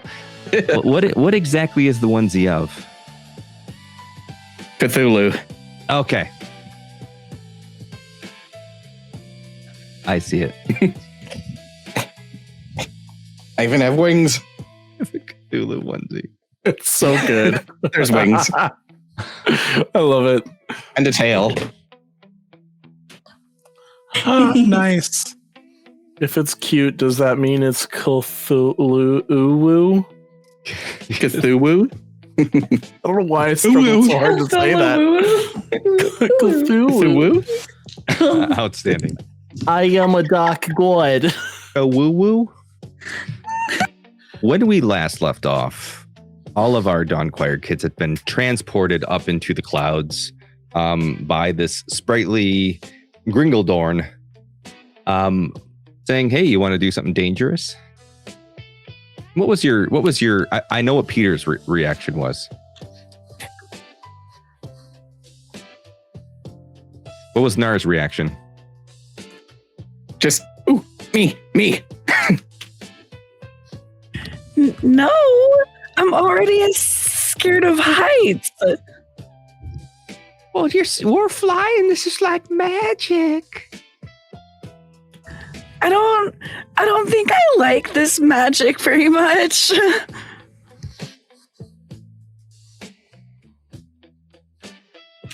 This next game's going to be super simple. It's a cloud course. You just got to see who can run the course fastest. See all these clouds. And you look out and you see all of these the clouds are broken up and drifting away. So you see these clouds sort of peppered through the space. All you gotta do is jump from cloud to cloud. Whoever gets to the end first wins. Are you ready? Wait, if we miss the cloud, do we fall or do we fly? I don't know. Fly? I jump Dive. up. Am I flying? Oh. What Well, could if you- possibly go wrong? If you flew I don't here, see you wouldn't any have to jump. downside. Okay, that makes sense. Plus, I can always Mary Poppins it with my umbrella. All right then, yeah, perfect. You ready? Here we go. Don't sue me. Meow, Skatool. Oh boy. Everybody, give me a agility roll, please. Let me rephrase that. Everybody who's participating, give me an agility roll. Thank you. You're welcome. I'm not supposed to do dangerous things often. The last time I did dangerous stuff, my dad said that the fire would burn. And then I put my hand into the fire and it burned me. Quick I'm question. using one of my experiences. Oh, How far is this jump? Like, would this be Caprine Leap? Do I need to roll or should I still roll? It's like within close range. It's like a series of jumps. They're all kind of within close range of one another. It's nothing too crazy. It might seem like that because you're little kids up on a cloud. It seems like it's a large jump, but it's totally doable. The DC on this is going to be 12. Okay. I'm just going to Caprine Leap the distances then, if that's cool. Yeah. Cool. Come on, guys. This I'm is going to use the fun. experience. I'm going to use the experience. I saw this in a major image. And 9, A major motion image. 18. That's really funny. I love that. That is hilarious. All right, 18 with hope. Oh, yeah, 19 to jump it. Mine's with fear. Ooh. Who's all doing it? I'm wondering if I can like fail while still not doing it, like intentionally. Like I would like to fail by not doing it. Like, okay, I want to Like you run be, and then like, fall, like, oh no. yeah, or like running too and then scared. stopping like right before the end because I'm like terrified by falling. I rolled a 10 with fear. Okay. Yeah.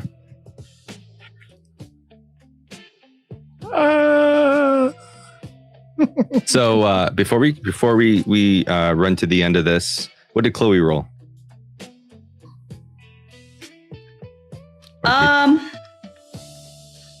Well, she is. It's a. Hold on. It's a 15. I was trying to decide if I wanted to use my Infernus ability or whatever for Fearless to mark 2 stress to change it into a hope. If it makes you feel any better, I'm pretty sure I am full of fear. It does make me feel better. She's trying to make herself feel better, but I don't think it's working. So Okay. we'll leave it at what it is. All right. And Halloran. I'm standing next to Alfin, and I'm like, I'm not going to jump because my mom said it's dangerous. And he said we want to play the dangerous game. So we can just stand here until I come back. Your mother didn't raise an idiot. This is good. No, I can't believe Peter didn't want to go to school like his parents told him he should go to school. School sucks. Real So life as- experience. Gonna go into the trades. It's easy. Do the jump. What is Do it. what is Gwyndor doing right now? Is He's he getting leaping? ready to jump. He's getting ready to jump Getting ready to jump. Okay. with the group.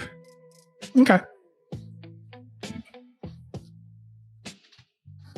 I'm going to stay next to Hal.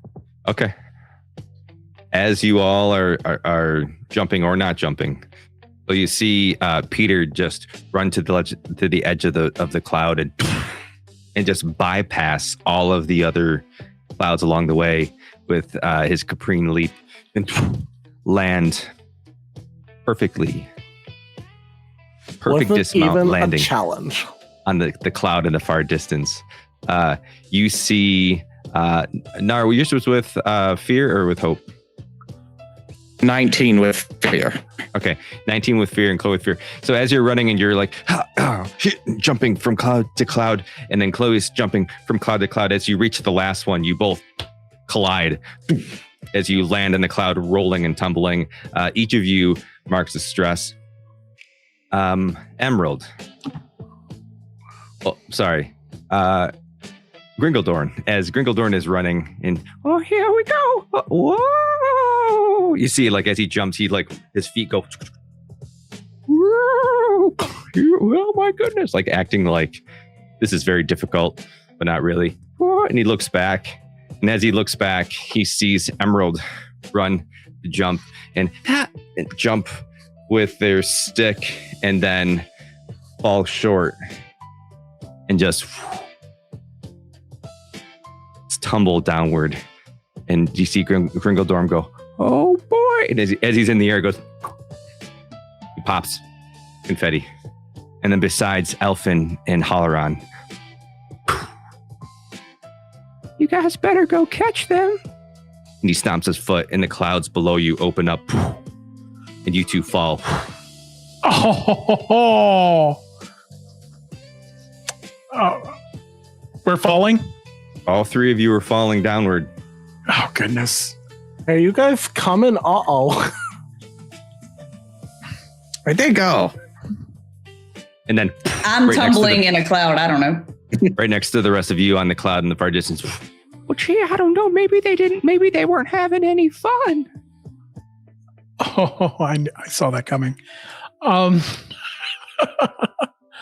Can I grab onto Hal as we're falling, and do my best to pull out my umbrella?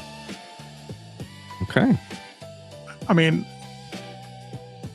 I don't know how the physics in this world works, but I know in real life that wouldn't work, but You saw this on a major motion image. Yeah, as he's pulling it out, I go, hey, I saw that on a major image.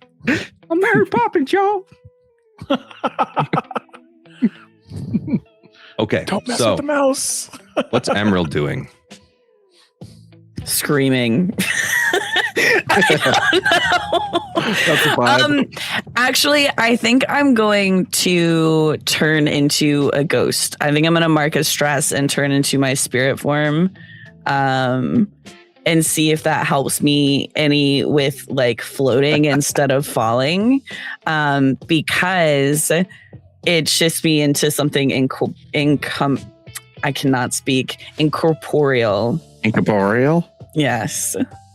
So I'm wondering if that may actually help. But also, it allows me to move through solid objects. I'm immune to any physical damage, but I do take double magic damage. So even if I don't float, I still potentially would not get harmed by this if I actually fell and hit the ground. So as you're falling and you turn into your spectral form and you're just sort of hovering there in the sky, you'll say that you're hovering, but you're slowly, your descent becomes much, much slower and safer. You feel passing through your body Elfin and Halloran as they tumble. You just see, as you're floating, looking downward, you just see them buddied up together as Elfin's trying to open his umbrella.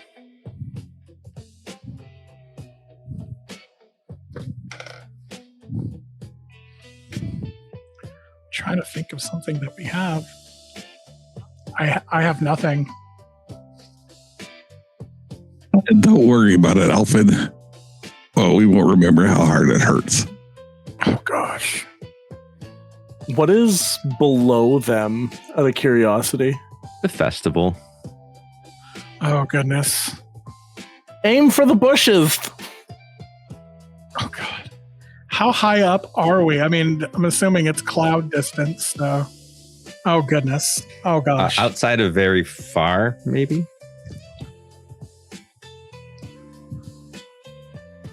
Tom's like 4. I mean, the last I heard, we could only take severe damage.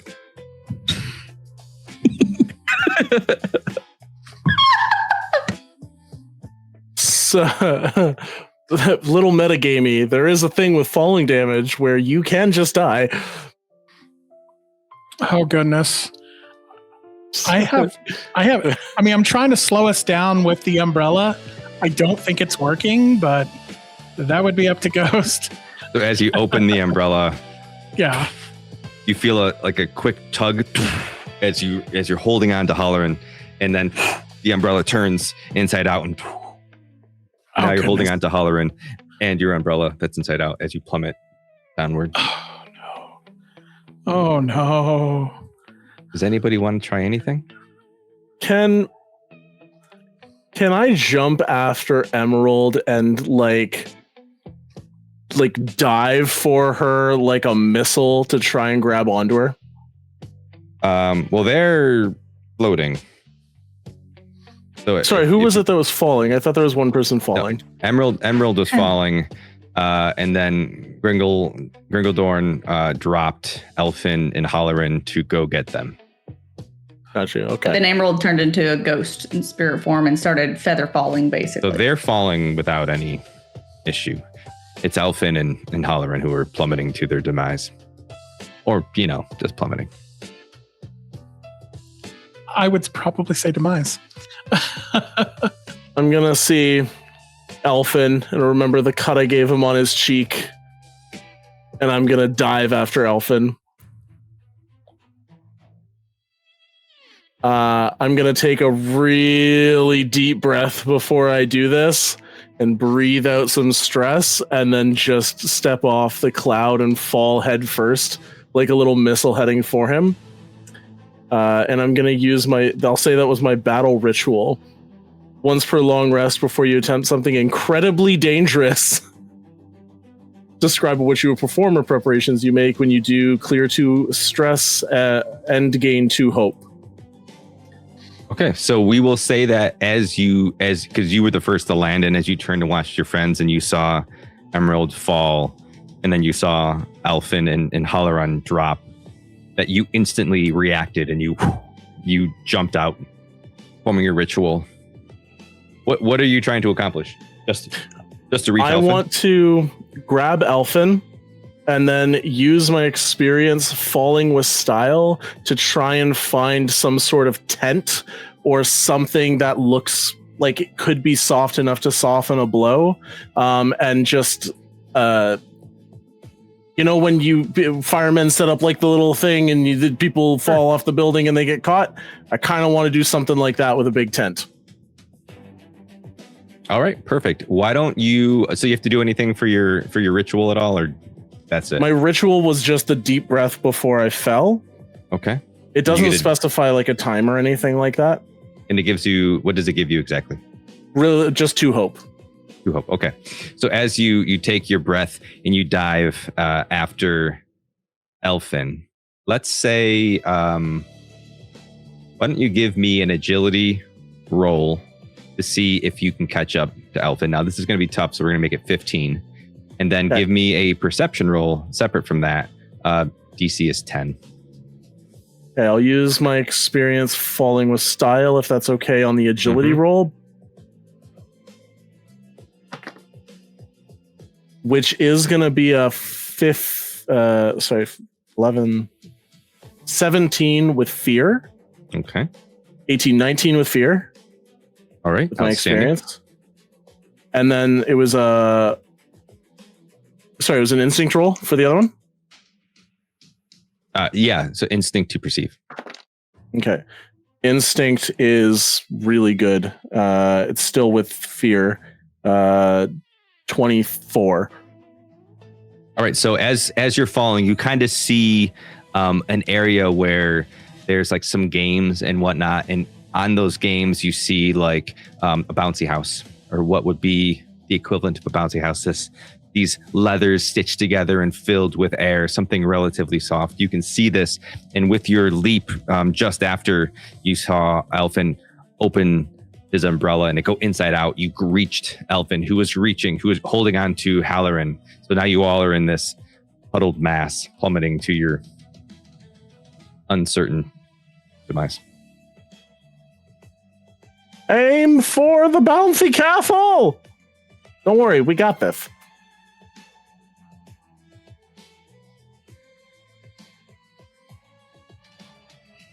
Nobody gets left behind. Pat Elfin on the shoulder again with the wind resistance. Nobody gets left behind. One last. I'm sorry. What'd you say? Oh, I was going to say, I was going to do as he says, even though he's the one who hit me with the rock earlier. But I mean, we're midair. Even. As you're plummeting, we're going to do a group action roll. This is going to be agility to dodge. You can pick who's leading. I have a +2 to agility if that helps. I have just a 1, so. Okay, DC is going to be 15. What time of day? Is it in the evening? It's night? It's in the evening. Okay. Can I use my experience characters what you are in the dark?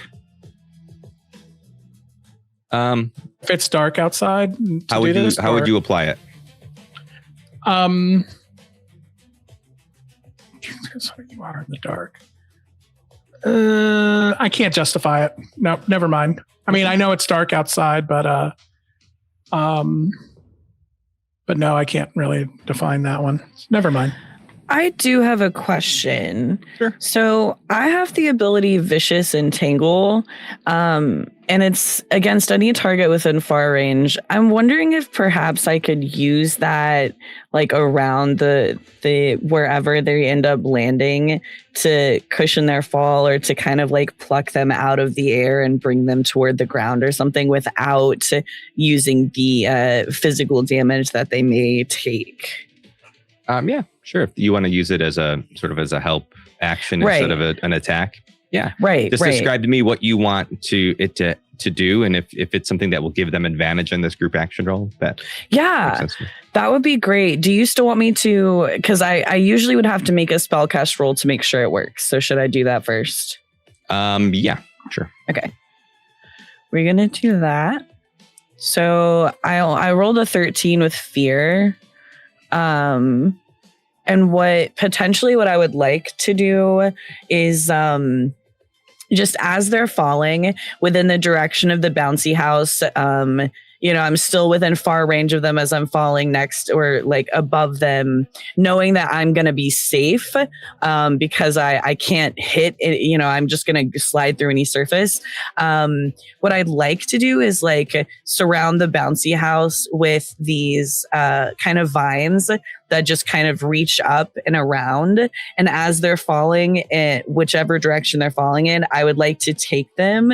And actually, if I can, I'd like to make a slide so that maybe like it kind of grabs them, gets them to go down the slide, maybe helps them with their momentum a little bit so that they do actually land on the bouncy house. Outstanding. All right. So your spellcast roll got it, and then Nar, what do you have? It's probably not going to help at all, but when Peter jumps, in his mind, I'm going to start singing "Might As Well Jump" by Van Halfling.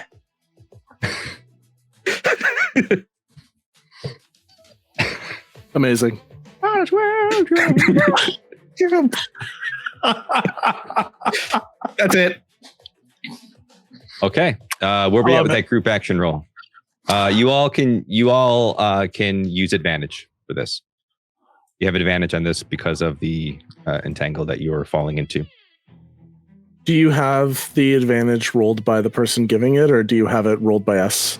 That's totally up to you. Do you want Sage can roll the 1d6 and you can all apply it if you'd like? Heck yeah. And do that, Sage?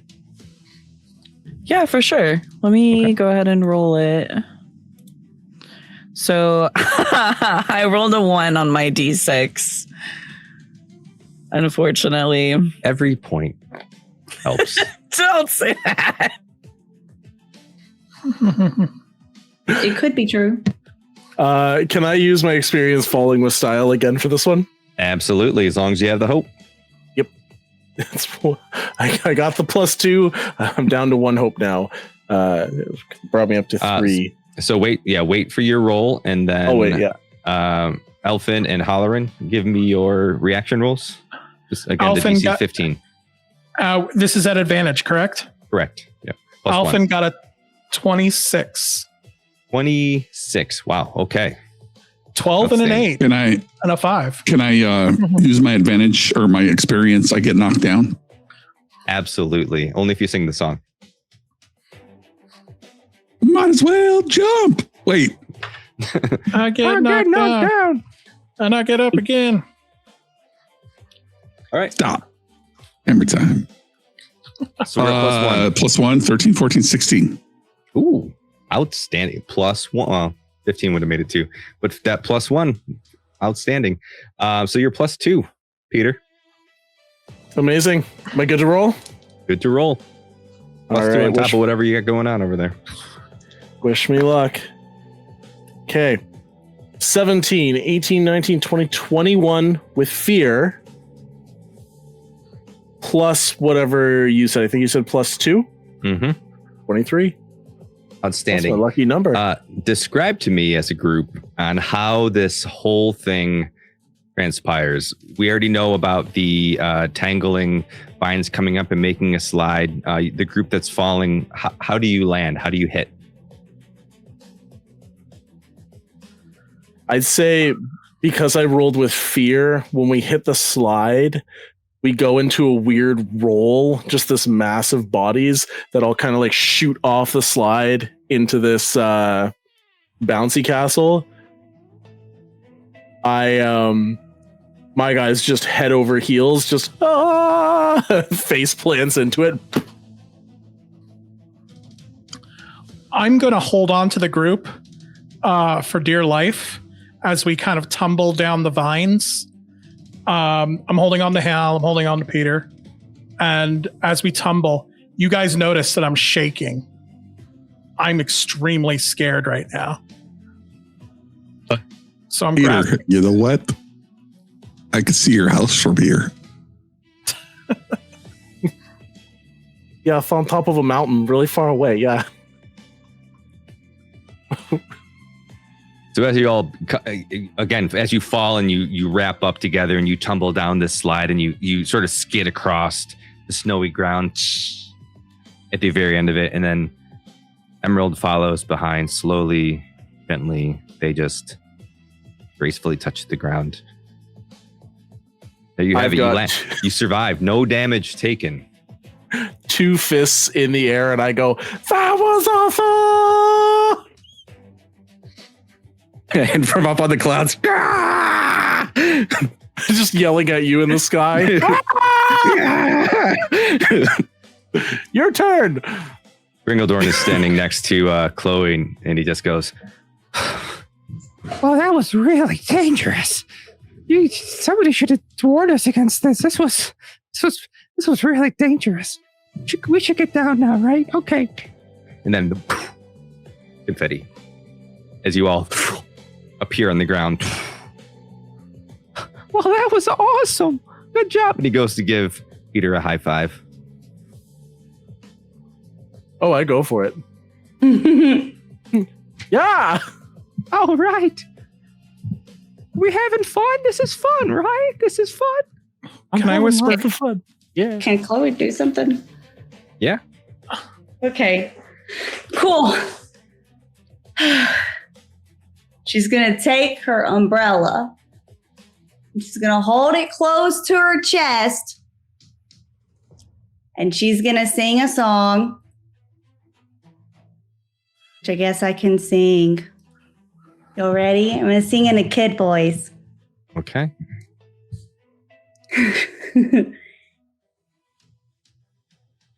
We are children, voices strong, slaying meanies with our song. Fix the game and make it fair when families finally reach the lair. And then she gets a mean look on her face and goes up to the sprite guy and says, points the little, umbrella at him and says, okay, so your games are kind of mean a little bit. And if people don't want to play, they don't have to, and they shouldn't fall when they don't play, okay? And she's going to try to intimidate him and use those are against, but that's against the rules. And she's going to try to talk him into not doing mean things like that again when people don't want to play. Listen, stand out. I just thought they weren't doing anything. They might want to save. But they fell really far. But it all worked out. Everything is fine. But it might not have worked out, which is why we need a change of rules. Well, listen, you can't. Things are great. Things are fine. We're all friends. See, hugs. Anyone want to give a hug? No. I was gonna lean go over over to and hug Chloe. Elfin. Yeah, I was about to go hug him too. I actually am going to give Gringledorn a hug because I'm terrified and I'm still shaking. And so for me, having any parental or adult figure there, even if it's a weird, crazy sprite, I don't see it as like Gringledorn's fault that I fell because I fell and lost the game. So it's all of my fault. And so I want to give him a hug and actually tell him, I lost. I'm sorry. I lost the game. Gringledorn's going to wrap their arms around you and give you a warm hug and pull you close and say, No, don't worry. If you fall, all you got to do is brush yourself off and get back up. That's all it is. We all lose sometimes, but it's really more about taking the chance, playing the games, and having fun with your friends. But think of the stories that you have. and he gives you a nice warm hug. And as he does so, your mind drifts to something that you've missed since you've been here. What is it? So usually in celebrating Plasmia during the Festival of Light and Sky back in Ghost Break, I would go with my parents, what stands for my parents now, to light the green lanterns at the Shrine of Unknowing. And this is kind of lighting these lanterns to the Shrine of Unknowing. In Ghost Break, a lot of us don't know who our previous families were in life or where we came from. And so lighting these lighting the lanterns in the Shrine of Unknowing is kind of an ode to trying to remember who we were, but it's also in honor of what we have now in Ghost Break and the family and the community that we have there. So there's this sense of warmth and this sense of belonging in that memory. And as you hold Gringledorn, having this memory, he says, just think about all the friends and people you have waiting for you when you get back home. Doesn't that bring you joy?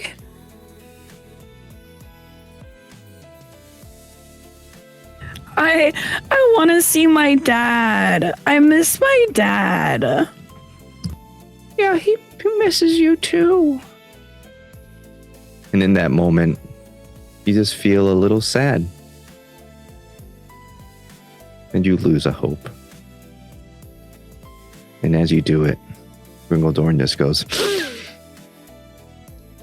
No, nothing like warm hugs on a cold winter's day. Anyway, you want to play another game? I'm While they assuming were hugging, I was going to go over to Chloe and go, I don't recognize that song. Is that Florence and the Clank? I don't know. I just kind of listen to things and make other stuff up with it. I don't know who it's sung by. Probably. They're usually right about stuff like that. Florence and the Machine? Come on.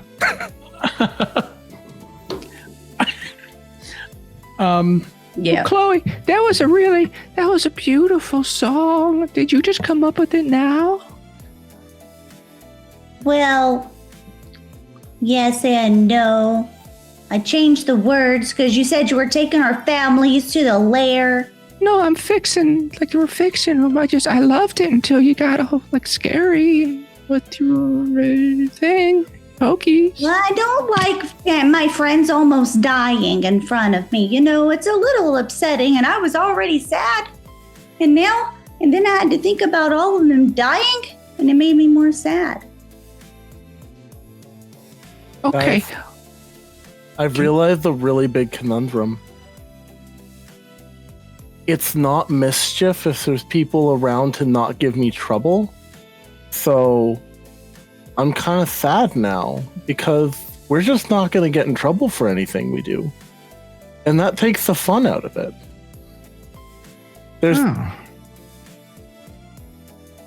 Maybe we should go and see what's happening with our parents. Just check up on them, make sure they are getting cured. Or do y'all want to have a lantern pole climbing contest? Doesn't that sound like fun? We'll race up the lantern poles. Run-in contest where we run to the lair. What lair? The lair that you said you were having everyone taken to. You said lair. Yeah, that lair. My mistake. We don't have to do that now, though. We'll have fun first, and then we'll go see your families. It'll be fine. It'll be okay. I just jumped out of the sky. I don't need to climb a pole right now. I just want to make sure that my parents and stuff are okay. Yeah, I miss my dad. I want to see my dad. And I was gonna say something else. I forgot what it was. So sorry. Well, don't you want to stick around and play with old Gringledor? Maybe we could play games on the way. Like, instead of climbing a post, we could jump from one post to the next, to the next, to the next, like stuff like that on the way. That sounds like fun. The game could be a race to the lair. A race. I like a race. Yeah. It has to be an obstacle course, okay? So anytime that you see a pole, you have to climb it and jump on other poles. And you have to jump over boxes and climb under tables. And it's a whole big fun thing with lots of stuff to do, but we go to the lair. Roll me a presence check. Oh, Chloe. gosh. Or if you all are whoever is trying to convince Gringledorn, you can do a group action roll if you choose. Okay. Yeah, I'm joining in on that. I'm trying to convince him. Yeah, same here. It's Am I still the one leading it? Depends. I could use. I could overall. I would have a +3 in presence. I have a -1. Oh, okay. So I can do that. I'd like to use my experience. I'm a little creepy, I guess. For the record, the description is, I don't try to be creepy, I promise. But everywhere I go, especially in ghost form, I end up spooking someone. And this relates to presence. So I'm going to use a hope to use my experience in presence, and I'll go ahead and roll. Okay. If you're going to do this as a group action roll, whoever is trying to convince Gringledorn that they would like to go back to the lair, making a game of it, raise your hand. 2, 3. All right, no. I'm halfway up a pole. All right, so Nar, give me an agility roll. The rest of you, group action roll presence to convince Wrinkledorn. You rolled a 4? I'm sorry, the DC is 13 for this. Yes, I rolled a 4. I got an 11. -2. I got a 21 with That hope. is excellent. +1, so just -1 now. I rolled a critical success. Nice. Hey, let's go. Yes! So you all You get come a in hope. clutch with those and- things. I don't know how it happens. Y'all get take a hope. Y'all clear a stress, and tell me how you're convincing Wrinkledorn to give up the charade for the games and go to the lair. As Chloe, I assume, is talking, I'm going to kind of hold on to the sleeve of her little sequined ensemble, kind of peek out from her. And because I'm scared, I'm no longer like, I'm just a little creepy, I guess. So I'm just going to peek out and be, as like she and everyone else is speaking, I'm just going to be like, yeah, and just add a little bit on to what they're saying. I got a 14 to climb that pole. Outstanding. You are up the pole. Yeah. Alfin would like to. He was still holding on to Hal, by the way, because he was so scared about falling. But when Chloe started singing and talking about finding the parents, a thought came into his head that maybe if I feign interest in playing your games, we can get to our parents faster. So I wiped the tear, and yes, I started crying in his arm. So I wiped the tear for like a second, and I put on the fakest smile that a person could do and says, "That sounds awesome." Oh, I forgot the way I talk. That sounds brilliant. I love that idea. That sounds really fun, don't you think, Grindeldorn? That sounds extremely fun. I would love to do something like that.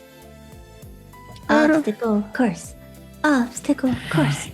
Yeah, I want to win. I want to win the obstacle course so that I can see my dad as the prize. Okay, well, we'll have fun doing the obstacle course then. Let's go.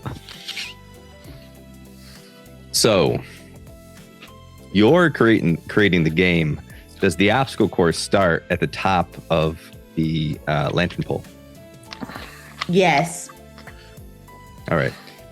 So, what's the course? Where are we going? How are we doing this? Okay. Well, where's the lair that we got to get to? We got to know where the goal is. It's just outside of town over there. It's Is there still a trail of people being carried by the gingerbread people? You betcha. He's eating another piece of chocolate, dark chocolate. The only rules: don't prevent someone else from doing something, right? Like don't push them out of the way. And we don't run into the people holding the chocolate people, because we don't want to accidentally break them. So those are the rules. Well, they're holding the chocolate people though. So, If it's Joey, can we knock him down? Can I just I eat don't one of want his to fingers? murder anybody. Why would you do that? Just like a pinky. It tastes just like chocolate. Just a little bit. I think Grindeldorn's all for it.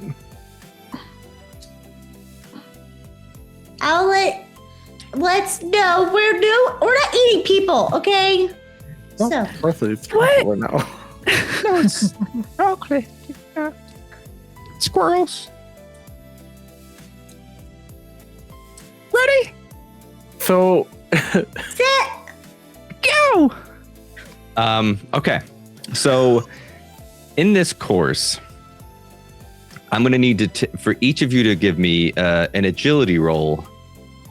But above that, let's start with agility roll first. That'll be getting up and over. Let's start with that, and then we'll continue from there. Okay. I am maxed out on fear. can I? So Caprine Leap and jumping between these things would normally make me not roll.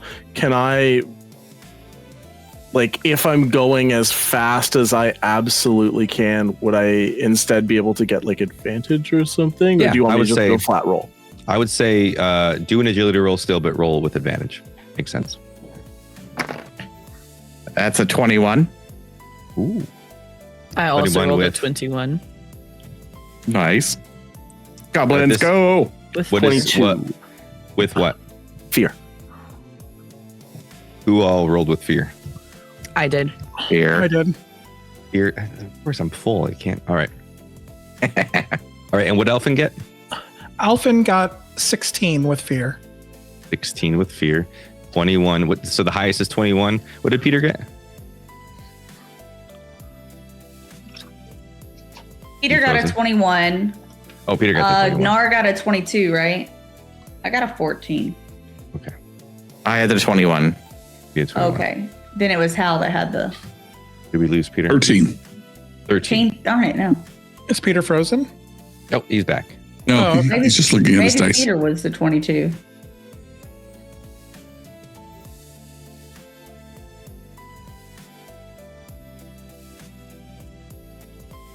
I got hope. Pick up. Oh, there we go. Yeah. Oh, I said I got a 21 with fear. Or a 22 Okay, with fear. All right, so 22 with fear. All right. Yeah. Sorry. I said that No, we- earlier. I didn't realize you didn't No, hear we me. heard you. Then we were trying to figure out who said it, and then we thought you were frozen. So My bad. Sorry. I was like, I think he's moving, but I can't tell. All right, so 22 with fear.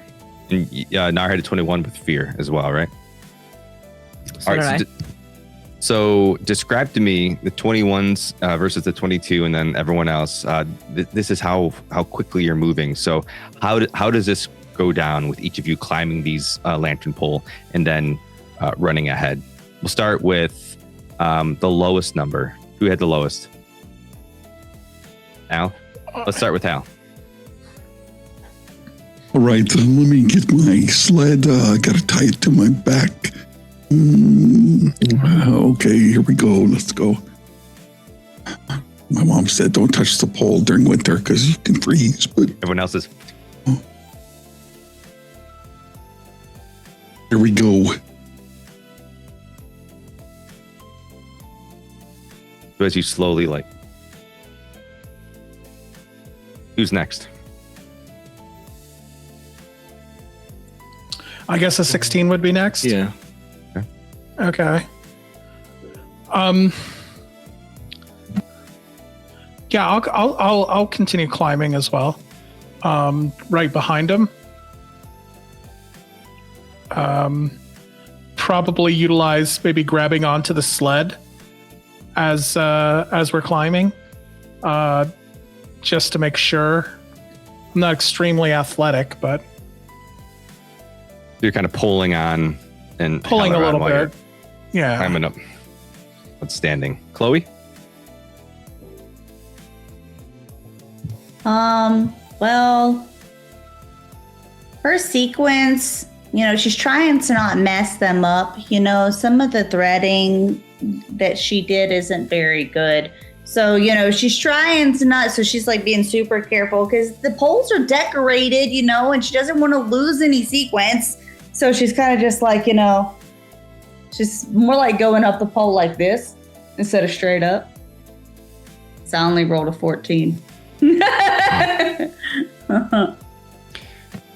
So with Elfin just a little bit ahead of you as he's climbing on top of Helaron, then you see Nar and Emerald sort of neck and neck. How are you getting up and across these lantern posts? I have a question. Nar, who is partially... Oh, sorry. No, please go ahead. Naru was partially up the pole already before this even started. I'm gonna wait because I see Peter just, doing his thing and jumping up. I'm gonna wait and grab onto him so he pulls me up with him. Yeah. And Sage, what was your question? So I'm still in ghost form. I pass through solid objects. You certainly do. So I think I'm just gonna kind of I'm gonna pretend that I'm climbing, but not really. I'm just kind of floating upward, literally through the pole, just in the pole, just floating upward, and then just floating off and just doing the making thing. a show of it. Outstanding. And then Peter, Nice. how is Peter pulling ahead of this group?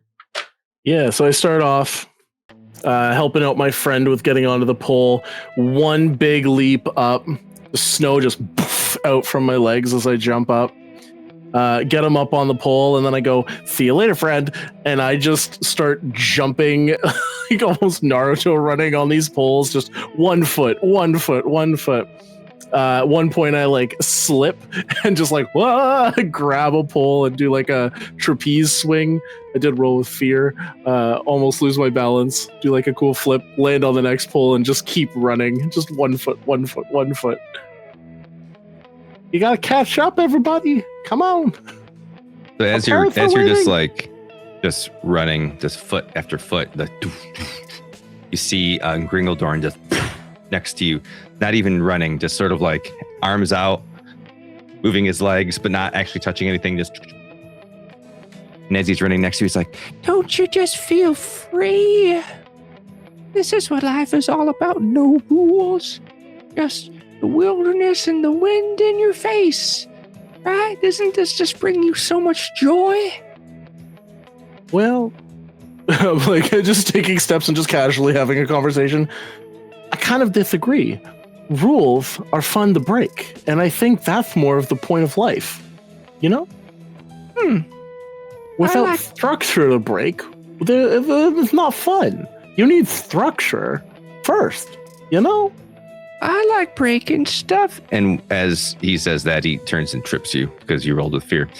And then you tumble. So as he kicks out your legs, you go, you fall off the lantern post and just tumble. And you take 1d6 damage. That's against the rules. Which there is were a two 5. rules. I take 5 damage. Okay. Turns to 1 HP. All right. Slam into the ground. Chip my other tooth. And as everyone sort of runs up on you as to check to see if you're okay, you're pretty far ahead of them. You just see Gringledorn just slowly floating down with his feet kind of spread out Oh my goodness, are you okay? I stand up and just smile. You see my tooth wiggles and falls out. And I go,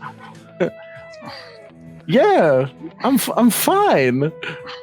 But my eyes are just so mad at him right now. Oh, we should probably get you back to sit down over in the amphitheater. Let's go. We'll get you some food, maybe some eggnog. You guys have eggnog, don't you? No. You don't have eggnog? That's strange. It's a festival of lights and sky. I am using Voice of Dread now. And I'm going to mark a stress to make him vulnerable. Oh, no. I'm done. I am extremely done. I tell him in his ear, I want my mother. And I'm spending I'm going to try to spell cast roll. Okay. It's a 20 with fear. 20 hits. And I mark a stress to make him vulnerable. He's feeling pretty vulnerable.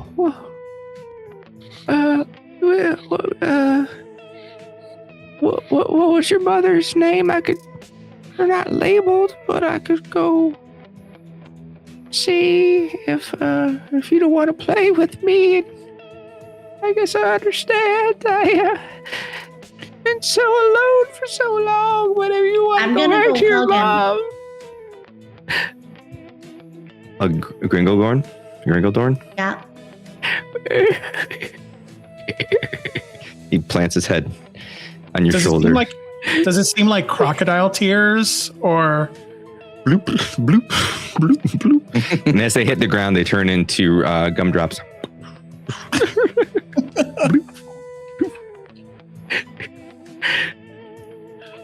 And as he's hugging Chloe, he says, Don't you want to think of your brother? He misses you so much. How do you Ugly- know he ugly cry. misses me? Because I can see him when you like to see him too. Yes. he reaches up, grabs your head, and in that instant, lights flash, and you're taken back to your home, walking into the front door, and you see your brother. Describe what you see when you first encounter your brother. Okay.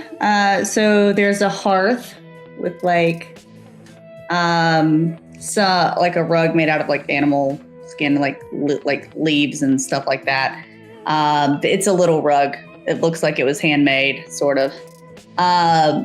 And he's just kind of like rolling around on the ground. He's a little toddler, 2.5, 3 years old. His horns get caught on stuff, and then he looks up. It's caught on like a thread, and he just smiles, and then like goes like this to me.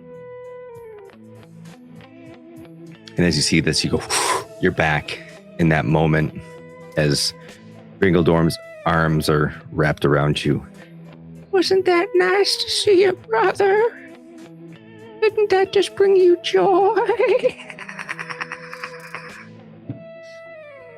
And as you have this warm feeling, you lose a hope. And Gringledorn goes, There's nothing like a warm hug on a cold winter's. As he's saying that, I'm gonna walk up and try and stab him in the face with my sword. all right. yes, yes. Okay. Roll. Hey, were you gonna stab him? Demon creature, I'm gonna stab you now. While he's holding Chloe, you're gonna stab. He's not aware of your presence, so roll with advantage. Okay. Quick question: did everybody else see us disappear for a second? You didn't really disappear. This was like in your mind. Gotcha. I was just curious. All they saw was him go and grab your head. And then I got a 16 with hope. take hope. 16 hits. And it's a D10 damage. Standing. 7 plus 4 is 11 damage. All right, describe to me how you attack Gringledorn. I have the smile on my face with my tooth just bleeding. A little bit of blood comes down my chin. I've got the angry eyes. I see Chloe giving him a hug, and he looks so happy. But I see Chloe looking so sad, and I Caprine leap forward, closing the distance as I just hold my sword out in front of me, letting it just go straight at his face. So as you lunge forward and the sword hits, but it just goes like into his face, like his face was made of gummy. Roll your attack. Or roll your damage, excuse me. You just I did. I think it was an 11 is what I said. Yeah. Okay.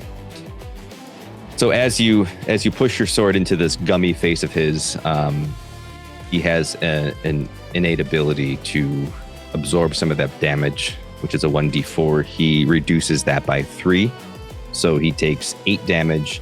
8 damage for him is major. I will mark 1 hit point. So So now you have your practice sword in his face. He's like, Well, that wasn't called for. still holding on to Chloe. Chloe, this guy is gonna like drain you of all like good in your soul. He's making you sad. You gotta let go of him. I know he's making me sad, but maybe he just never gets any happiness. You know? What if he just wants to be happy and he'll give us our family back? Yeah, I just want to be happy. That's so creepy. That's so creepy. After Why? my buddy attacks him, I would like to spend or mark a stress slot to activate my patron's mantle, aka pulling down the mask that my brother made me.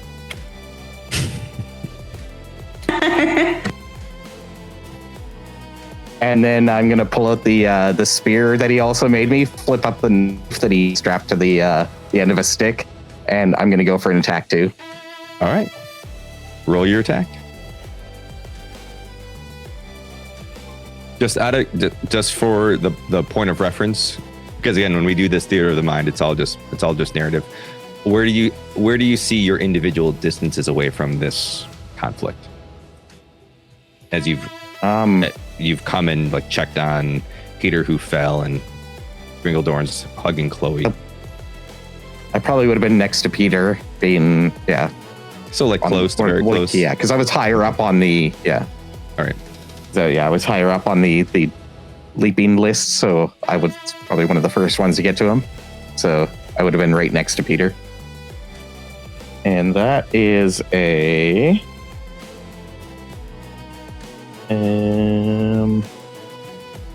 not very good. 13 with fear. 13 hits. 13 hits, okay. And that's just my regular damage. Okay. There we go. That's only 5 damage.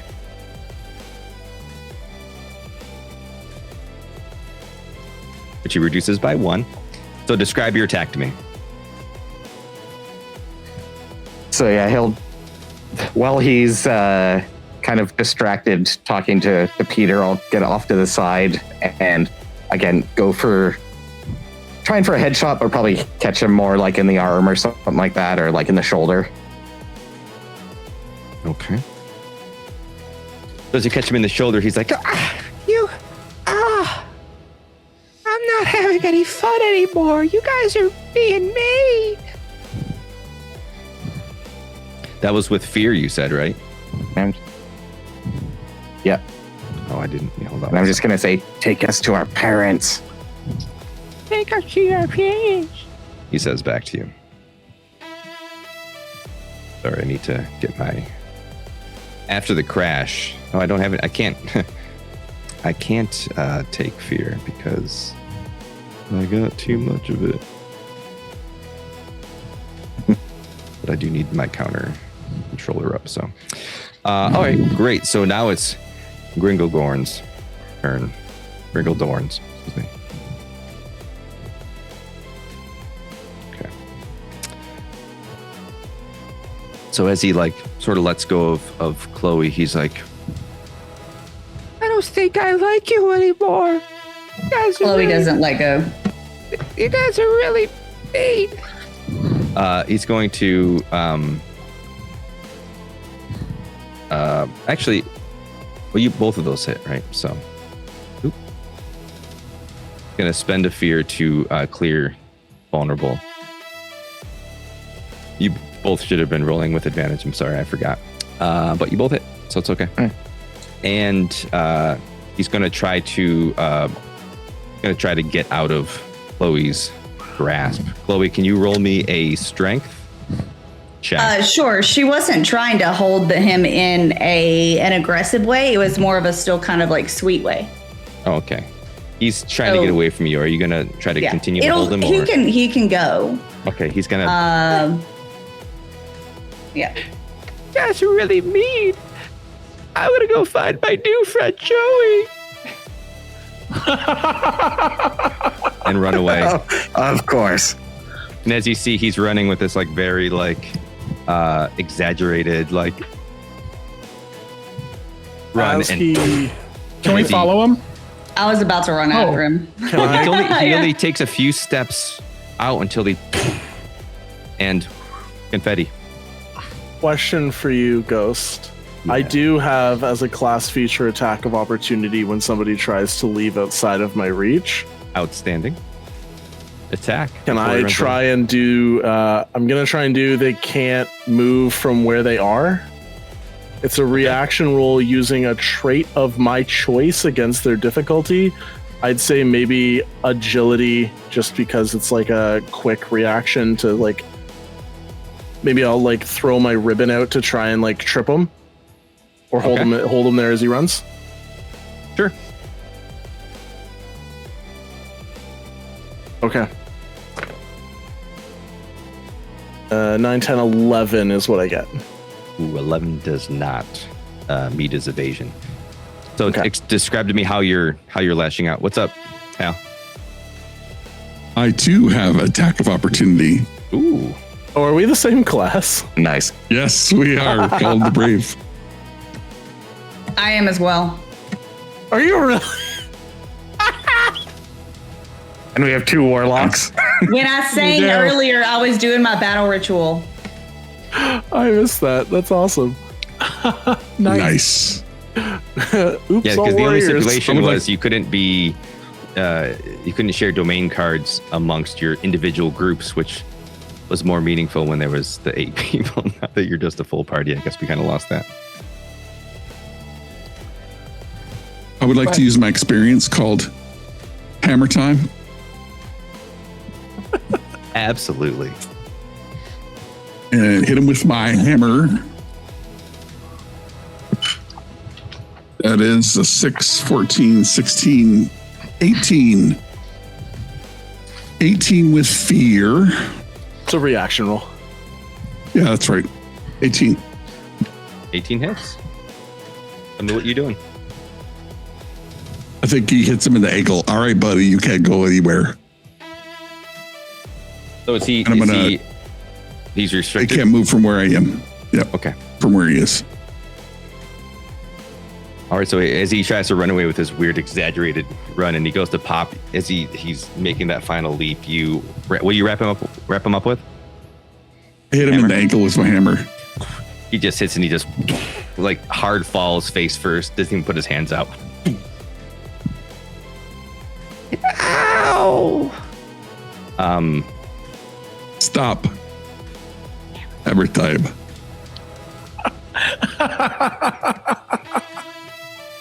Hold on, let me put that down. Yeah, that's golf clap worthy. Definitely. All right. That was not with fear because it was reaction roll. Spotlights. Not with you because I'm going to spend a fear. No, I can't. I can't re-spotlight him. It was, Yeah, that was a attack reaction of roll. opportunities. It was, yeah. So it's still his turn. Yeah, he hasn't technically done like a roll yet, so it's still technically his turn, I think. He just can't move now. But I can spend a fear to get rid of the. Right? It's because I'm restrained. The condition. Does it say? It doesn't It just call it doesn't have a restrained. condition. It just says, yeah, Oh, I they just can't move from where they are. Yeah, the wording how is long? kind of weird on that one.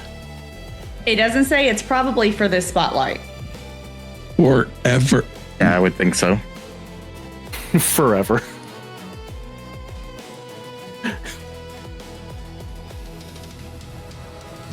I should probably. Darrington Press, if you're watching, please clarify this. I said stop. You know what? Every It's time. fine. I won't spend a fear to get rid of it. I'll wait until his next spotlight. So spotlight's back to you. If it's okay, real quick, I would like to mark a stress to change out of my ghost form into my corporeal form. Ah!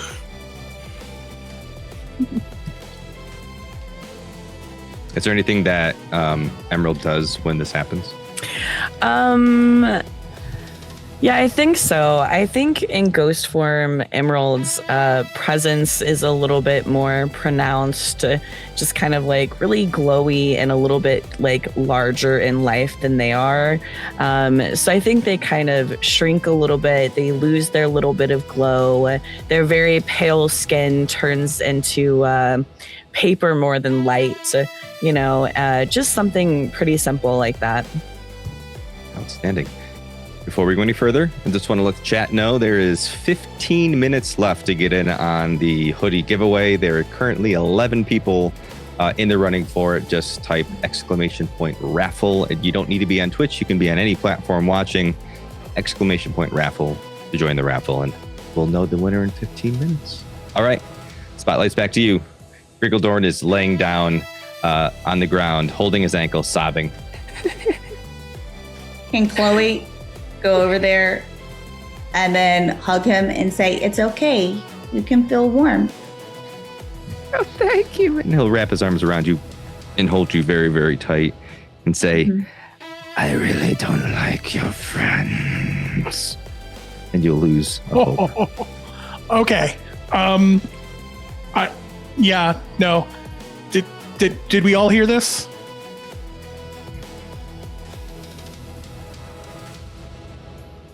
Just out of curiosity. Oh, you can all roll perception if you want to see if you heard it. Like a reaction roll for perception, I guess. Make a full roll for perception. Instinct, correct? Yeah, instinct. Sorry. Yeah. Instinct to perceive. 16 for Alphen. 18 with hope. 16 with hope. All right, anything over 10 is going to hear it. I'm in it now. I'm going to make a spellcast roll against him as he grabs onto, was it Chloe, correct? Or Yeah. Emerald? Before you make a spellcast roll, who rolled with fear? I did. Spotlight's back to Gringeldorn, and as he spends a fear, you see him. Did he take me with him? Did not take you with him. Oh. You're holding confetti. You could take me with you. I don't want to. Chloe. No. If I go with him and I'm his friend forever, then he leaves everybody alone, right? Chloe, no. He took our parents. He can give them back. He's obviously not a good person. But I could protect everybody. Hey, I'll be your friend forever. You want to give all of all the people back, and then you can be my friend forever? I don't want to. People think I'm not a good person, but that doesn't mean I'm not a good person. I think there's a big difference between being not so good and being evil, you know? Like, yeah, I put rocks in a snowball, but would I put a grenade in a snowball? No, that's excessive.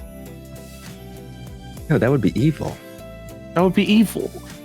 Or something that explodes with a grenade like in this world.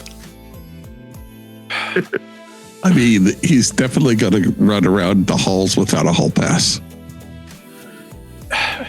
He wouldn't even ask permission to go pee. That is so evil. She's going to hold her hand up. Miss Chloe. Chloe, yes. Yes, Chloe. No, she's like holding her hand up. I thought you was raising your hand to ask a question. Oh. Listen, he said our parents are on the outskirts of town. Maybe we should go there and see if we can find them on our own. And force him to reverse this, whatever's going on. He's obviously extremely evil. I know we don't get along. Nar, Peter, Emerald. We don't get along, I know. And he he's nursing probably that black eye that's starting to form. We've got to get together on this. He's obviously a very, very bad man. And if you have parents out there and someone tries to take a bite out of them, what do you think is going to happen? Exactly. How are we supposed to force him to do something if he's that powerful? If I'm just his friend, then maybe he'll leave everyone else alone. Come back. He obviously can be hurt. I'm willing to bet that he's probably where our parents are. Why don't we go there and we let Chloe go in first? And maybe she's right. Maybe he'll just be her friend. And then this will all be solved. But Chloe will have your back if things go wrong. If he starts, like, I don't know, draining your soul or turns you into chocolate, we'll jump in and we'll rescue you.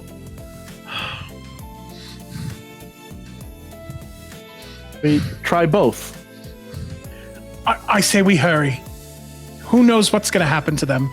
I say we run. I would like to use nature's tongue. First, I have a question. What environment are we? Are we in a natural environment? How much nature is around us? Lots. There. I mean, it's all snow covered, but you have like evergreen trees, and you're pretty much like sort of on the not the outskirts of town, but sort of the edge of town towards the mountainside.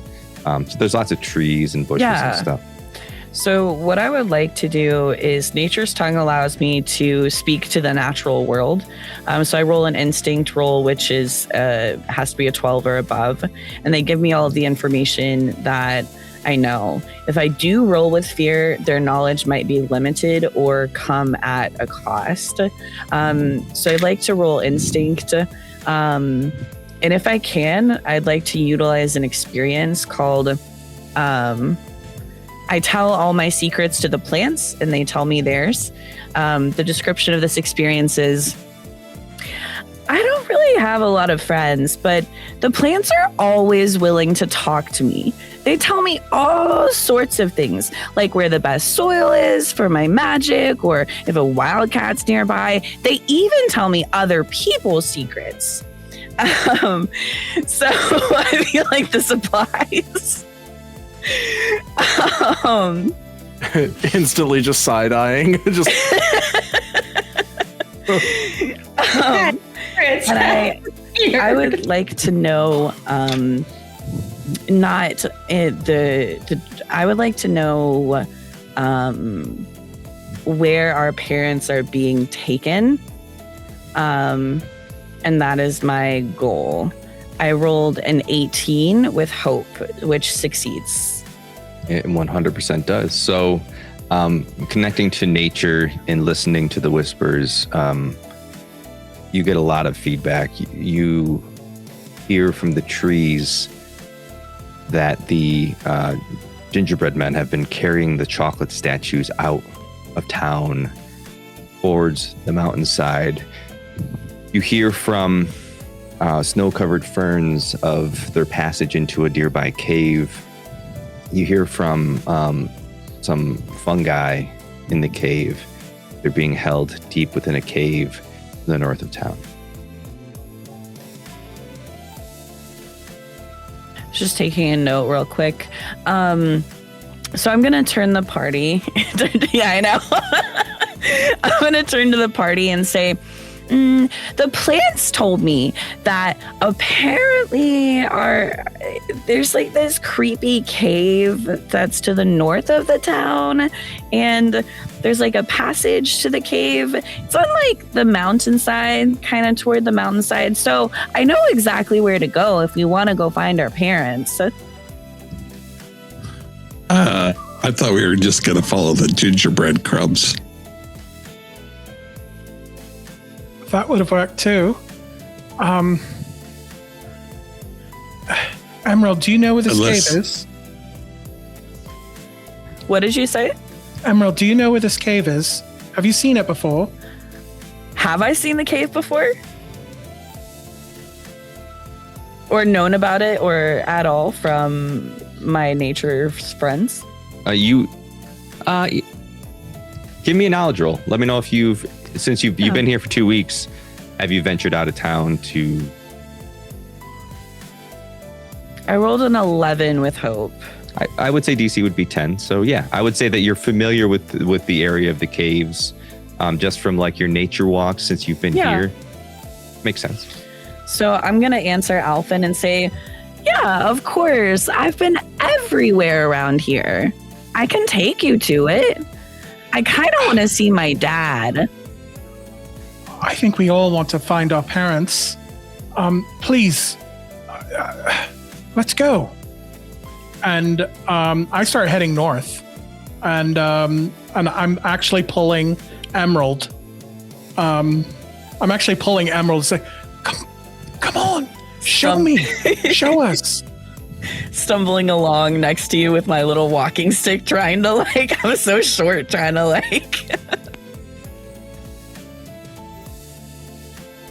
Is everyone going north? I start following after them. Yeah. Yeah. Outstanding. Does my friend ever say anything to me? He's gone. I follow sadly. So as you walk to the outskirts of town, you see the gingerbread men carrying all the statues. They've made quite a bit of progress since you all have been playing games and whatnot. You find the cave pretty easily. Are you trying to approach stealthily, or are you just blatantly walking? Did we want to do the idea where Chloe goes in first and we stand on guard? That might be harder with a cave. Before we make that decision, can I do two things while we were on the way? Do we have the standard equipment that would be, given to us, with character creation? Like, say, the health potion that I picked? Yeah. Can I take that, please? Yeah, by all means. Okay. I'm going to do that first. And I want to call out to a patron, if that's okay. Yeah. So I'm going to do both of those at the same time. I'm going to call out to, kind of under my breath as we're kind of walking towards this, or running, I should say, in Alphen's case, towards, I'm calling out to Moore. And I'm going to ask for help. I'm going to spend the 3 hope to do so.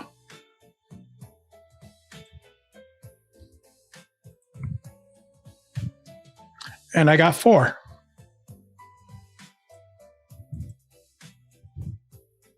All right. So walk me through what this feature is that you're using. Spend 3 hope to call out your patron for help, gaining 1d4 favor. Favor is a currency that's used for different warlock abilities, which I'll probably be using in a few. Okay. So I have a total of 6 now. Outstanding. I just want to make sure I didn't need to do anything for that. So No. All right. And I'm going to be taking a that health potion to heal my eye a little bit. And I believe that's 1d4. So I'm going to take that. While Elfin's drinking his potion, does anyone else have anything they want to do to prepare? For joyful fun, Cave of Wonders. Cave of Wonders. Sorry. As I've got my angry eyes on, I'm going to just focus in on my goal and activate No Mercy, spending 3 hope to gain +1 to my attack rolls until my next rest. Okay.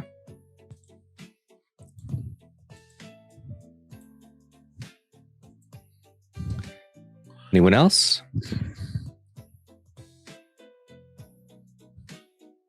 I'm good. For now. Yeah, all good here.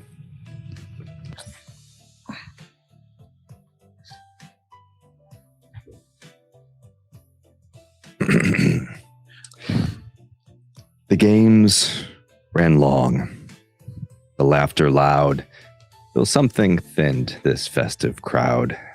The lights still glowed, the music played, the joy felt, stretched, and overplayed. Then one by one, the colors dulled, the carols cracked, silence lulled. A final laugh rang sharp and soon, and with a pop, vanished Gringeldorn. Gringeldorn. No bow, no wink, no parting cheer, just empty air where he'd be near. A lantern flickered, shadows grew, and sugar sweet turned darkly true. For gingerbread men, once round and kind, now marched in rows with eyes unkind. Their frosting smiles were still and stiff and wide, and they took hold and pulled and dragged. Chocolate statues scraped the snow, leaving brown streaks in pale white snow. Small hands gripped legs, arms, and gowns toward a path that led far from town, beyond the last warm hearthlit door, past rune-carved stone and frosted moor. A cave yawned wide and hillside black, and there they hauled their stolen snacks. The children watched, hearts cold and fast, as sweetness curled, joy lay cast. For fun was done, the truth now plain. This was no game, and not pretend. Are you entering the cave? Yes. Oh, yeah. Yes. As we enter, I'll go, all right, let's get started on this motley crusade. He's like, I gotta get them all in. Let's go shout at Gringeldorn. You feeling okay, Chloe? What are you thinking? Well, I mean, I'm kind of thinking that he's still probably sad.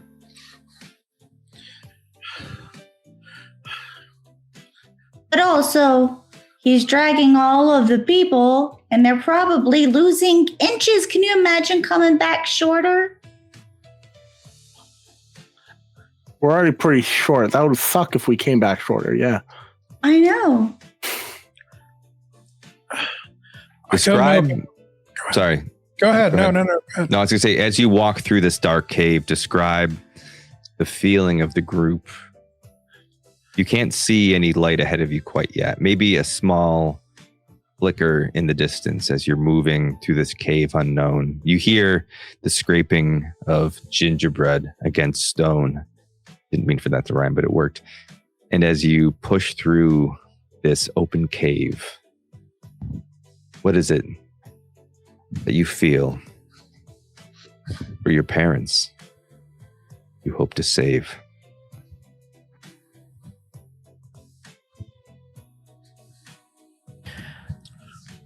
Can I sidle up next to Chloe? Sure. And can I whisper in her ear as we're entering the cave? Were your parents in the crowd? Yeah. Don't you want to see them again? Well, yeah, but I'd rather them still be there. Even if I'm not, I Like, agree. what if he only lets them go when he's happy? We don't know that for sure. I know. But we also don't know that if we beat him up, that his magic isn't going to stay. I don't know how to fix this magic. Nor do I. But we've got to do something. We have to force them to return. I don't want to hurt him, but we have to get our parents back. Whatever he's doing is evil. I know. Did you see how mean the gingerbread man looked? Yeah. Yes. And they smelled funny. I don't like ginger.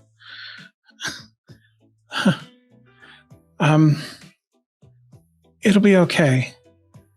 I'm not good at such things, so just be on alert if you could. Her eyes kind of take on a very focused look. And she says, you know, rules really are there for a reason. People really shouldn't be turned to chocolate. I tried to be his friend and he wouldn't let me. And then he keeps doing mean things. And then I'm going to go ahead and use Warrior Hope to spend 3 hope to gain a +1 to my attack rolls until my next rest. All right. Before you enter, somebody else has something they're going to do. Wasn't somebody else going to talk?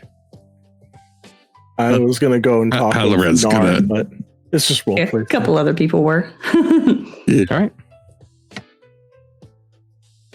I walk over to Nar and say, hey, bud, how you feeling about everything?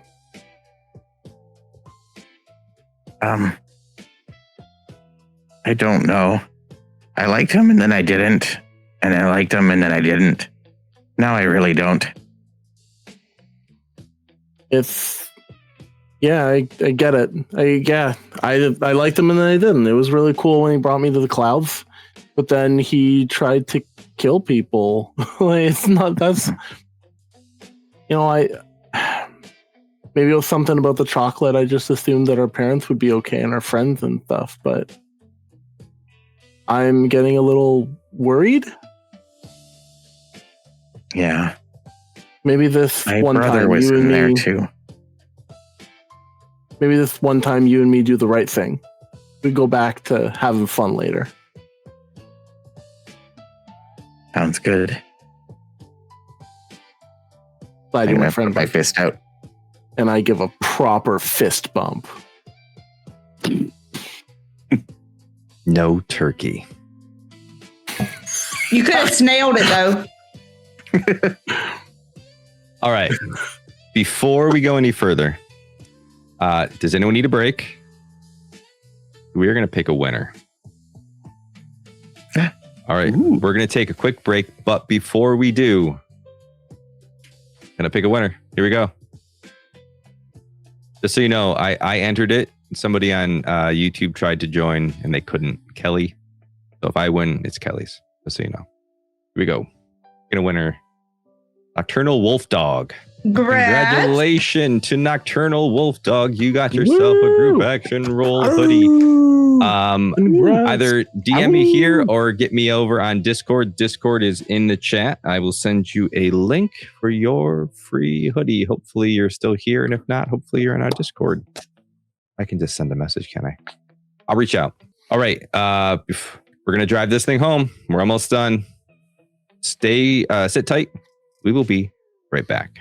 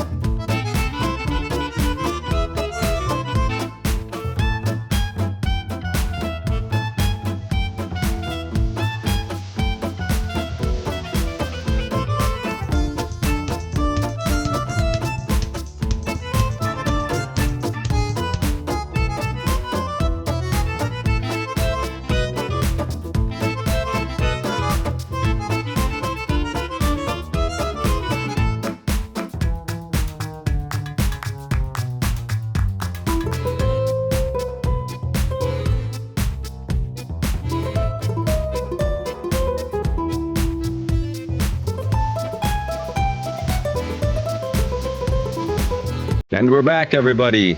Once again, big old congratulations to, what was their name again? Yeah. Wolf something. Wolf. Hold on, it's over on this screen. Nocturnal Wolf Dog, that's what it was. Congratulations to Nocturnal Wolf Dog. You won a group action roll hoodie. Super comfortable. I wear it in this room with the heat off all the time. Outstanding. We're going to do a quick check-in on, we're over $100 in Extra Life for this stream, which is just outstanding.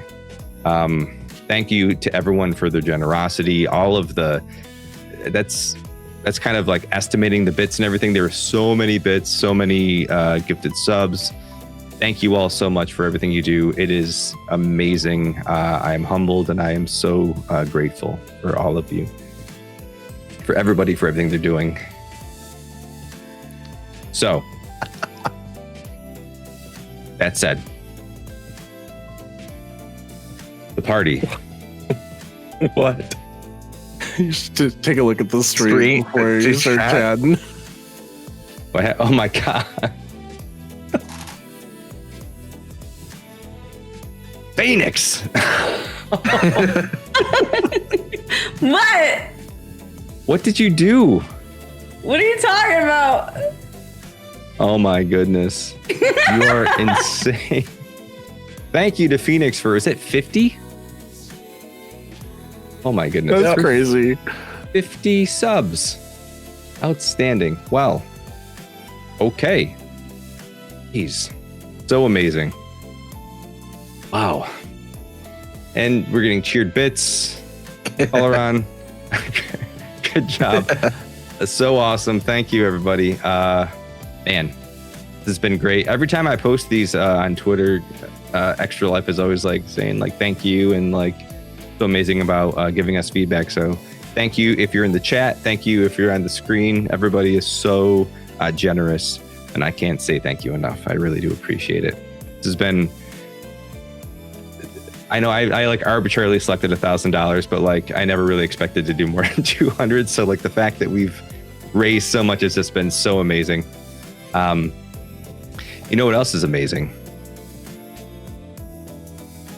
This cave. The cave breathed cold as they stepped inside, where torchlit failed and echoes lied. The walls were slick with sugar stain, and something sweet hung sharp with pain. There, piled high like trophies won, stood rows of parents. Every one, chocolate faces, frozen fair, wrapped mid-laugh, mid-love, mid-care. Atop the horde, with feet askew, danced Ringledorn, still bright and true. He clapped and cheered with a hollow grin. See? Everyone's happy, and we all still win. But when they stepped, the echo cracked. His laugh skipped wrong, his smile slackened back. With a startled squeak and a flicker of light, the sprite burst apart. Confetti. Gone from sight. The cave felt still. The shadows stirred. A breath like frost draped every word. Then something else began to move. Hooves on stone with a scraping groove.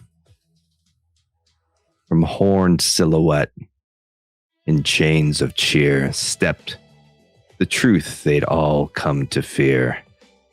A towering form with a grin too wide, eyes like ember starved and dried, ribbons torn and bells gone dead. Joy like smoke around him bled, not sprite nor trick, nor harmless fool. This was the real Ringledorn. And he smiled through as he holds up a large piece of chocolate shaped like a hand. And as he steps out, you see this large hoofed beast with these horns curled around, shaggy fur, goat-like in appearance, just rags hanging off of him as he steps out of the shadows.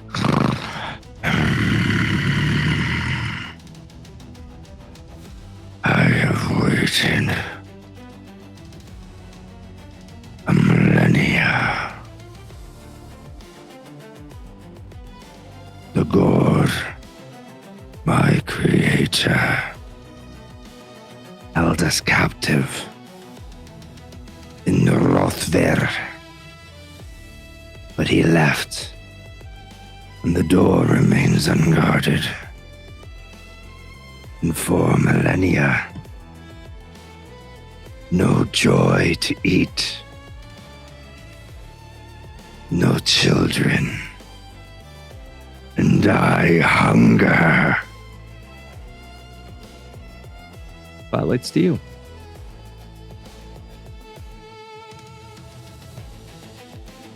Al? I would like to start singing my battle ritual. It goes something like, hi ho, it's time to eat brown snow. No, that's not it. I will clear 2 stress and gain 2 hope. Outstanding. There is brown snow. Like, canonically, we established that. Yeah, outstanding. Chocolate, hopefully.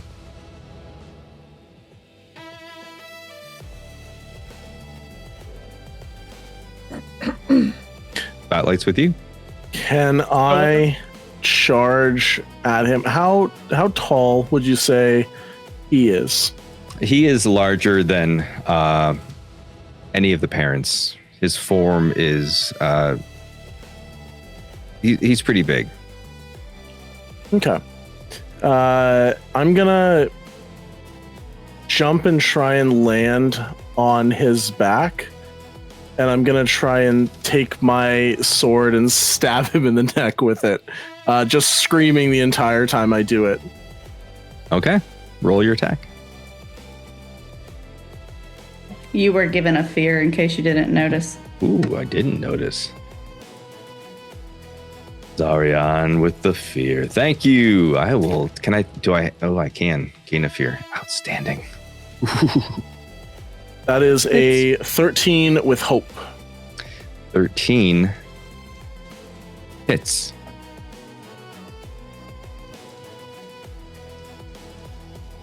Running up his back, my hooves digging in. Sword goes stabbing in for 9 damage.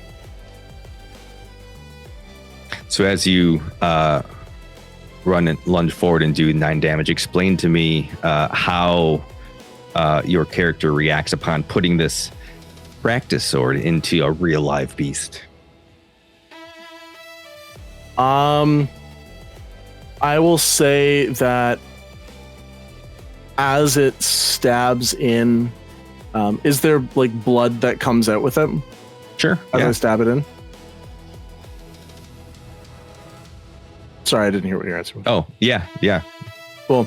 I'm gonna react with a bit of, I'll say, stress, and it's going to make me want to get away from him. And I'm gonna use my fawn ability kick to push back off of him and move myself back. As a result, dealing some extra damage to him, but in kind of like I didn't really expect that blood to come out. A little bit freaked out. All right. So as you attack and you see the blood and you sort of like freeze for that one moment, you rolled with hope. Spotlight's still with you.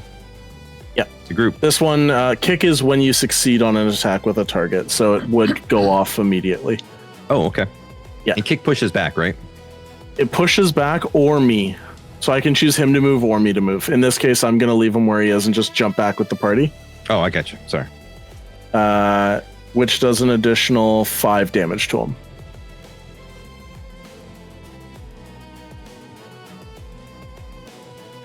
land. Does on the anyone want to ground. do a combo? Tag team? Anybody? Yeah, I don't I'm have the definitely hope down. for it. But I'll Guys, I try. wasn't expecting blood. There's blood. If you hurt him, there's blood. I'm like shaking a little bit. My sword's covered in blood. Like I thought he was gonna be chocolate or something. Confetti. Yeah, guys. And as you stand there, you hear, and next to you, little Gringeldorn. Oh, that was kind of scary. Maybe we should all just turn and run away. It's a. Wait a minute. He appeared, Gringeldorn, It was like as a little separate green entity. Well, it's something. You see him? Oh, jeez. It's an illusion. It's lies. It's trickery. Come on, we should. I see a We way out. can't Let's run. go. They're gonna eat all of the people. Who's gonna give us food? I can't cook. I can cook. Let's go. Nope. I'd like to make a move unless somebody said something about a tag team. Yeah. There we go. Yeah. I have a bunch of hope. I can start a tag team. Yeah, I would love to do that. Yeah. Well, What would you like to do? did you want to go, or can we do our tag team?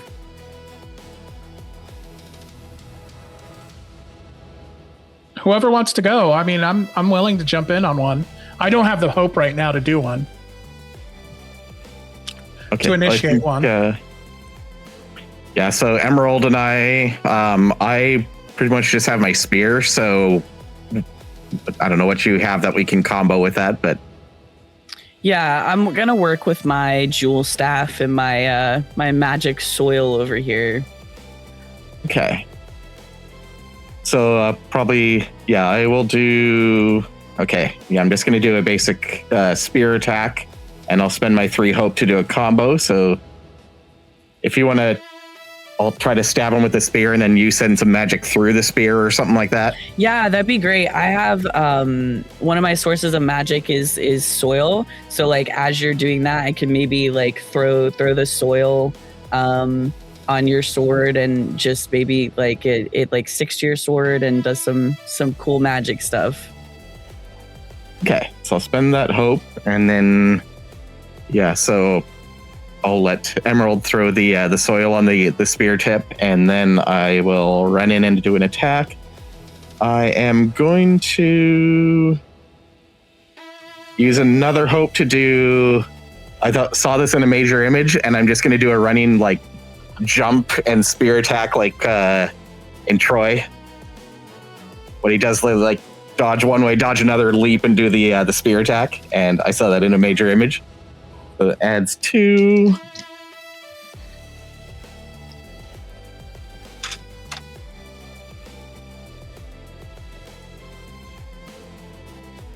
That is a 15 with hope for me. What did you get? I rolled a 19 with fear.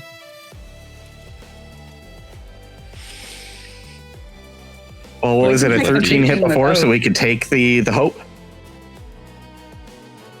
Yeah. So that was All right, 15. yeah, that hits. Roll your attacks. That was a D8.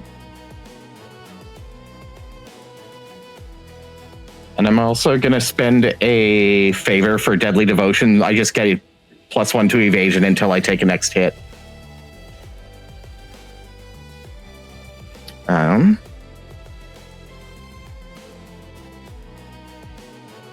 Mine's 7 damage. And I rolled a 4 for damage. All right, so 7 plus 4. That does major damage, but he can decrease by 1d4.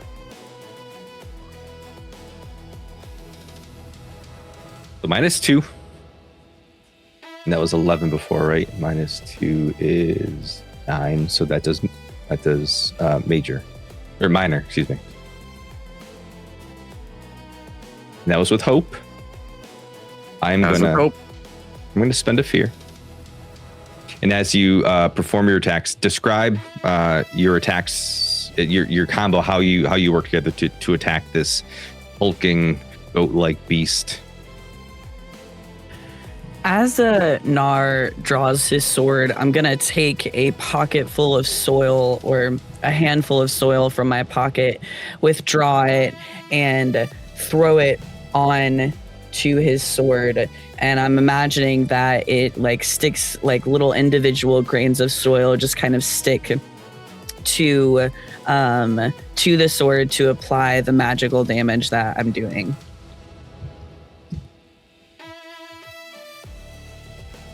Then Nar, as that sword plunges into spear. Sorry, yeah, that's right. Your chicken sticker, right? As that the plunges spear of chicken sticking. That's right. As your spear plunges into Aeryndor, you see like he's already holding his side from where Peter struck him with the sword and was bleeding.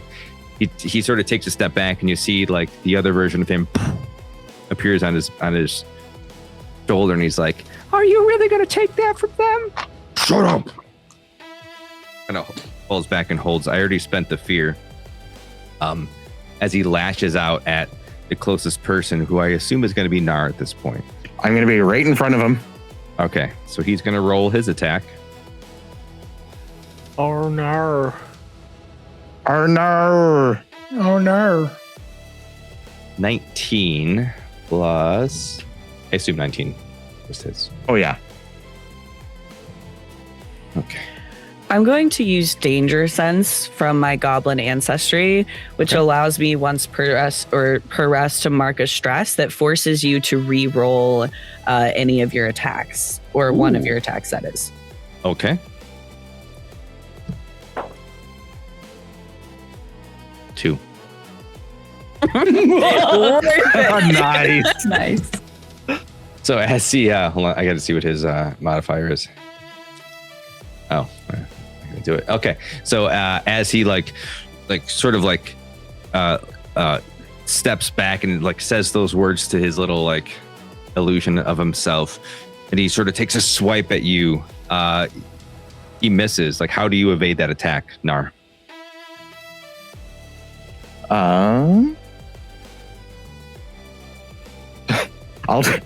After doing the stab, I'm pulling the spear out, and I actually slip as I'm pulling it, and I fall down as the claw comes above me as I'm falling. Then I scurry back up. That's his attack. He has. That's it. Spotlight's to you. May I Can I go? run up and attack? Alphen first, and then Chloe. Okay. Oh yeah. Okay. Yeah. I'm gonna snap my finger. And are there any rocks? Yeah, I'm assuming there's a lot of rocks and whatnot around. Oh yeah. Mm-hmm. And this is this cavern that you're in it's pretty like, it's pretty close. It's close. So you're probably like maybe far range inside of it. All around you all are pretty much in close range of Gringledorn. But there are rocks literally everywhere. Okay. So I snap my finger, and one of the rock I see a good one that I see kind of lying on the floor. I snap my finger and I cast Blighting Strike. The rock begins to kind of like hover in the air, and I direct it towards its face. I have to make a spell cast roll against it within far range. Okay. On a success, it'll take a d6 plus 1 magic damage. And there's a rider on that as well, so I'll explain that afterward. Okay.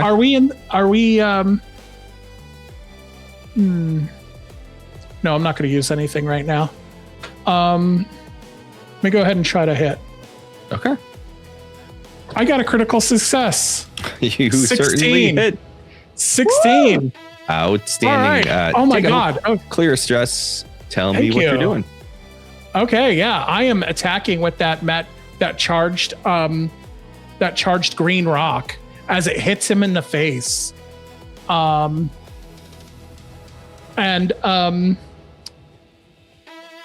Yeah, I'm just going to leave it at that. I don't want to do anything else towards that. It's going to be a D6 damage, and on this particular one, since it's critical success. And the next time the target deals damage to an ally, it's reduced by half. Okay.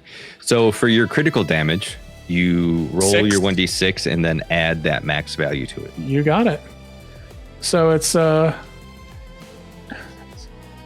13. So yeah, total of 13. 7 plus 6. 13 points of magic damage towards it. His innate ability reduces it by 1, and it's still major damage. He takes 2 hit points. Okay. And as this hits him in the face, he's like, Children! He's like, you see a little bit of blood coming off his cheek. He just looks like this version of Gringledorn is so much more grumpy and teethy and just like evil than the other version that's dancing around. Clearly doesn't like children. And as you hit him, he sort of like reaches back and snaps off a piece of chocolate. I'm run. Oh, okay. I guess I'm done with that one. So anybody else can go. That was critical success. So it's still with you, Chloe. Chloe gets her focused look again, and she starts running up, and she takes her umbrella and pops it open and turns it inside out, and like gets a little tie thingy, and then slashes the creature. Maybe. All right. If I roll hit. that attack. And I say, "Don't be mean."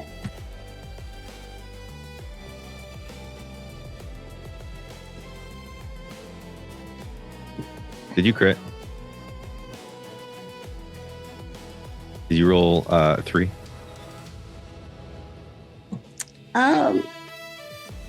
It's an 8 with fear. Oh, that's So- not Oh so wait, bad. hold on. Do I have a Oh. thing? I think Emerald has a thing. Mm-hmm.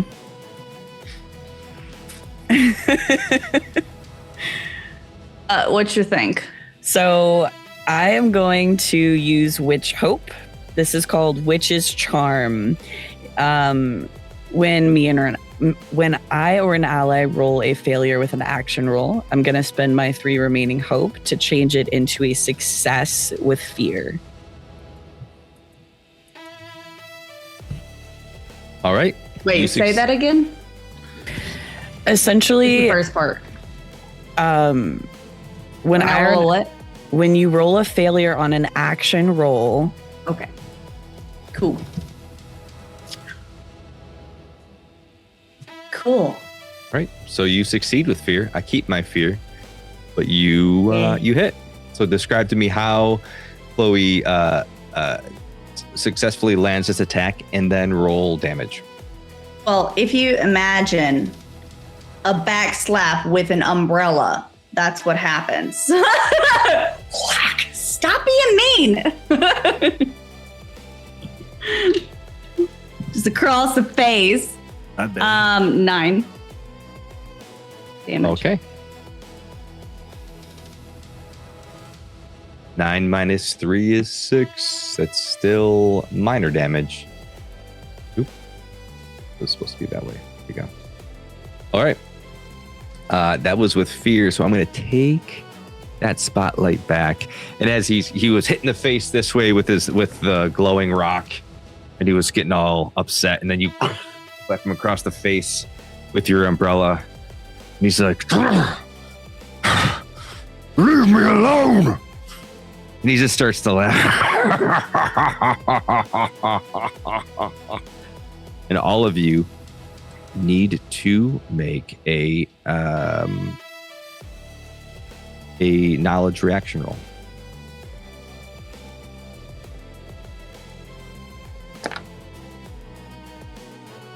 DC on this is 13. That's what I rolled. I rolled a 12 with fear. It's I a just, reaction roll, so you're not giving me fear, so that's Oh, the okay. upside. thankfully. Downside is you were unsuccessful. Peter did not pass. 6. Got like an 11, yeah. Okay. I got the same 12 with fear. Well, fear doesn't matter, but I got a 12. Did anyone succeed?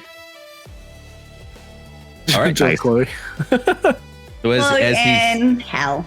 as he's laughing, all of you sort of clutch the 4 of you, Emerald, Nar, Elfin, and Peter clutch your head, and you start having this vision of those memories flooding your mind of what you miss most about home, as you can feel the joy literally being sucked out of your being. Each of you lose a hope and take. I'm gonna roll it. Hold on. I'll just do it.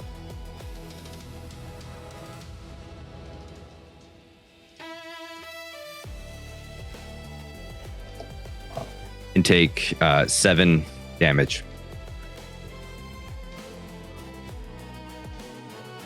Is it direct damage or? It's not direct damage. It's just physical damage. I'm sorry. It's magical damage, not direct though. Yes, I can't reduce with armor. Luckily, that was right on my threshold, so I only take when it's right on. It's so if it goes from minor to major at 7, I would take 1 or 2. If it meets it, it moves to the next threshold. I take 2 HP. All right. Same. You can't use armor to reduce it? Direct because it's mental. It is not direct damage the way that it's written. It does not say direct damage. It says magic. So what I would like to narratively, I agree. It makes no sense. However, the way that it's written. Okay. So I would like to use my witch class feature Hex. When a creature causes me or an ally within close range to mark any number of hit points, I am going to mark a stress to hex you. Action and damage rolls against a hex creature gain a bonus equal to my tier. I don't know exactly what that means. Would that be a +1 because I'm level 1? Tier 1, yeah. However, this condition does last until you spend a number of fear equal to my spellcast trait, which is 2. To remove it, or until I hex another creature. Does anyone mind if I try to make it invulnerable as well? Okay. So I'm going to use Voice of Dread, and I'm going to basically just try to annoy him in his, speak into his ear or his mind. Let me see if it works.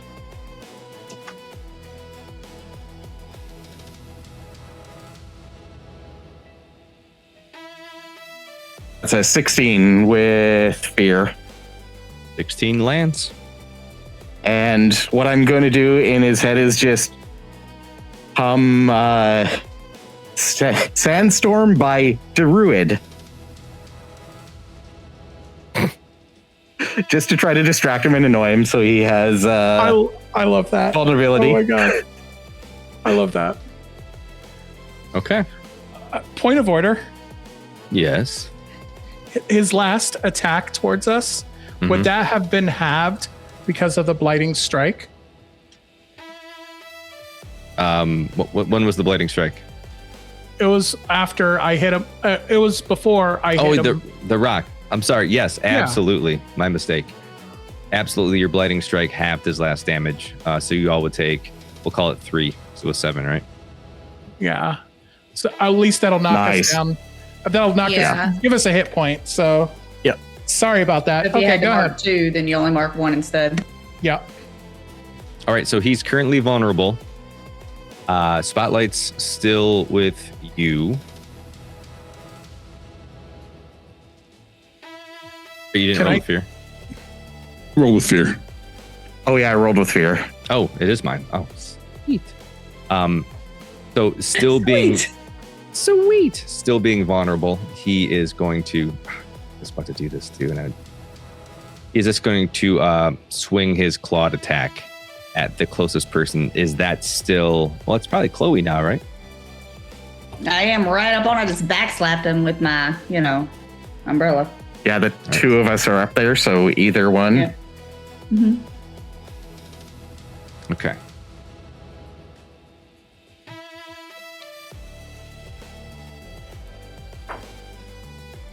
Plus 2 is 15. 15 hit, I assume, probably. Yeah. All right. I don't know who you're hitting, but it does hit me. I'm assuming hits- me. Yeah, it's you. Okay. Oh.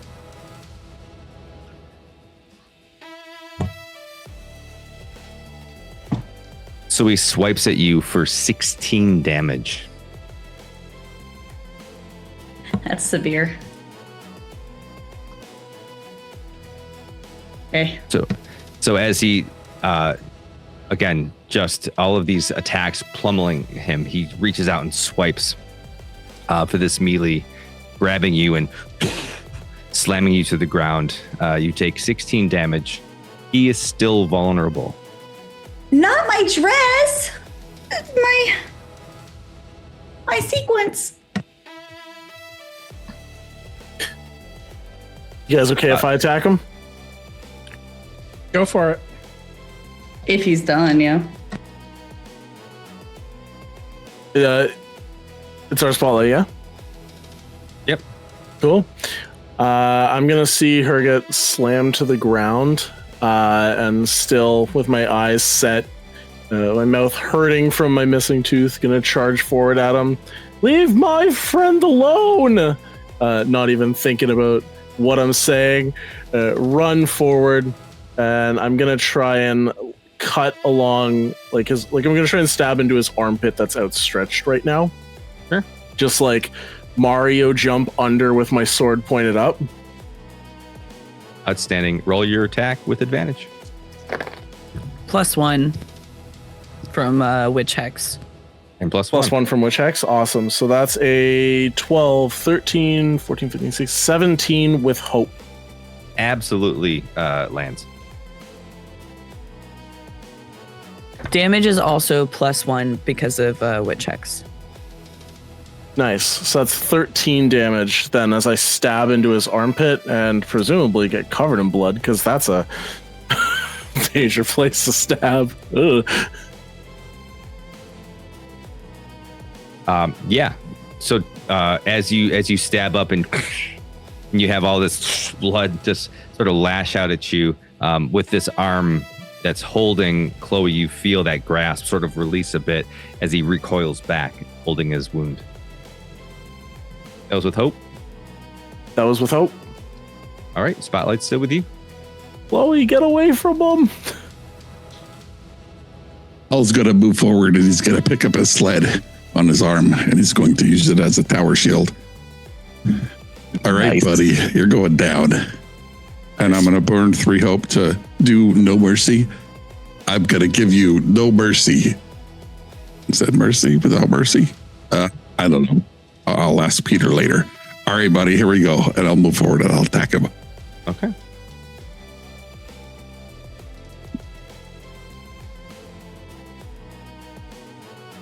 It's a 7 on my hope dice and an 8 on my fear dice for a total of 18 to hit. Nice. Outstanding. That totally hits. I'm going to take that fear. Boop. Roll your attack. 7 plus 3 plus 1 for 11 damage. Okay. Describe your attack to me, and that is... Yeah. Oh, actually. Oh. -2. So that is push minor back with damage. my sled, and I pull on my steel bottom breeches, and then I swing with my axe and I hit him in the hip. So, is it the hip that's the side that Peter's on, or the opposite side? Let's do the opposite side. So as he's like still recoiling from where Peter stabbed him in the armpit, he suddenly feels like, oh, as he like goes down to a knee as you strike his hip. Spotlight is back to me. And he is going to do his laughing maw again. So as he starts to he's going to need everyone to... I did it the last time. Going to need everyone to roll a knowledge reaction roll again. Double ones. Double six. Wow. Any other crits? I got a critical success again. 3 critical successes. Y'all took all my luck. That Wait, is what? crazy. Didn't this? There was 3? Didn't this happen to you guys before? I feel like 3 it in a happens row? to us all the time. I think so. Like 3 in a row. That's I remember crazy. seeing that. I got an 18 myself with fear, Okay. but it's reaction. 18. So 18. Well, we got a 5. Okay. And how? Yeah.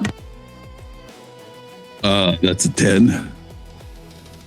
10. Okay. So DC was 13. All of your crits. Amazing work. The 2 of you who failed, you also start having this dissonant, resonating memory in your mind of something that you miss from back home, as you again feel that joy being sucked from you, and you just see this monster go.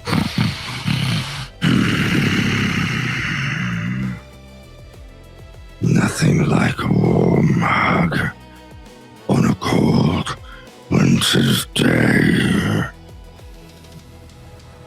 Each of you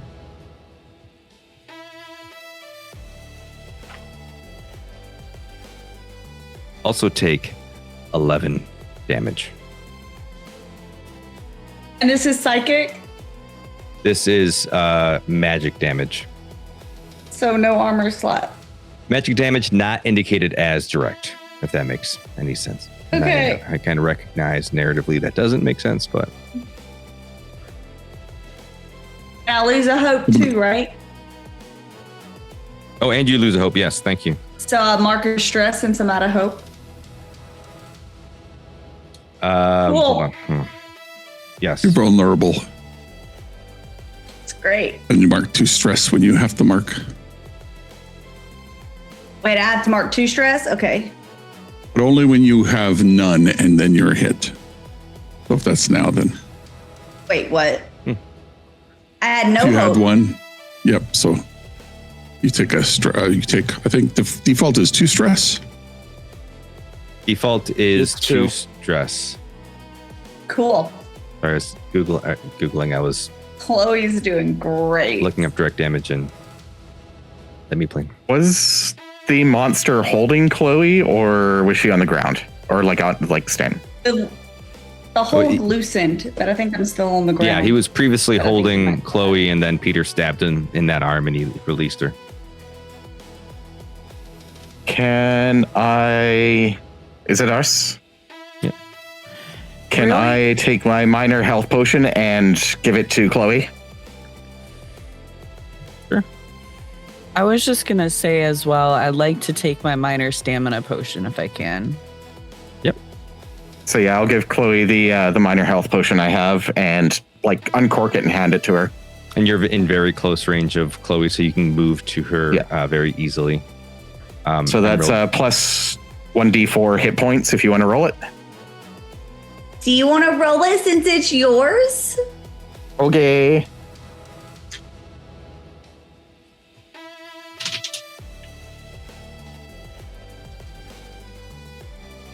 That is a 3. Nice. I almost got all of them back.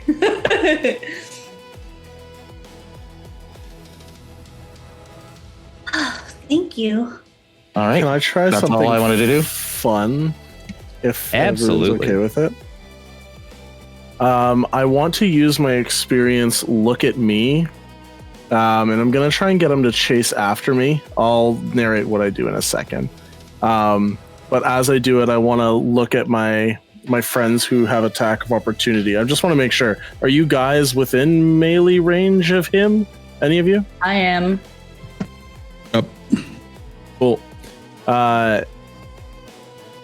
So I'm gonna go a little bit away from him, look back at him, and go, "You want a big warm hug? I got one right here for you. Also, you're ugly. Why don't you come chase me? Come on. You look like you're not smart. Come over here, give me a hug." Why don't you use your experience and give me a presence roll? Got it. That is a 15 with fear, though. Nope, sorry. 17 with fear. 17 with fear. I will take your fear. And he turns and says, of course. And he walks towards you. And in Peter's mind, he just sees the blood from the various wounds as you look at the blood on the sword. And now this grim figure slowly lurches towards you. And in that moment, you mark a stress. But he is following. You were successful.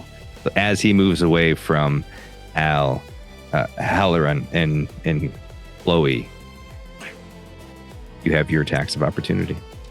My legs and arms are shaking. You can see the ribbon from my sword just trembling under my arms. But I see all of my friends, new and old.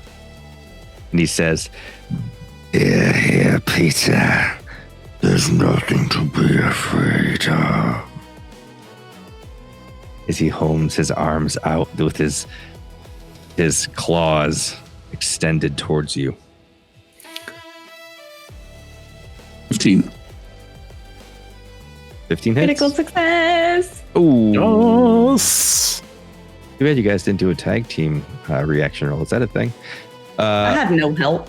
no. So 15, and which is this is a reaction roll, right? So 15 in critical, outstanding. Roll your damage. Oh, I get to do two things. Yes, you do.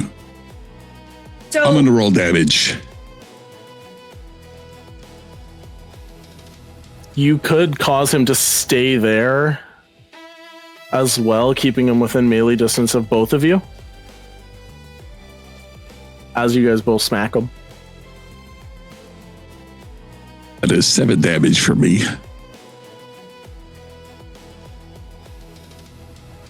Oof, 7 damage minus 1. So 6 is still minor.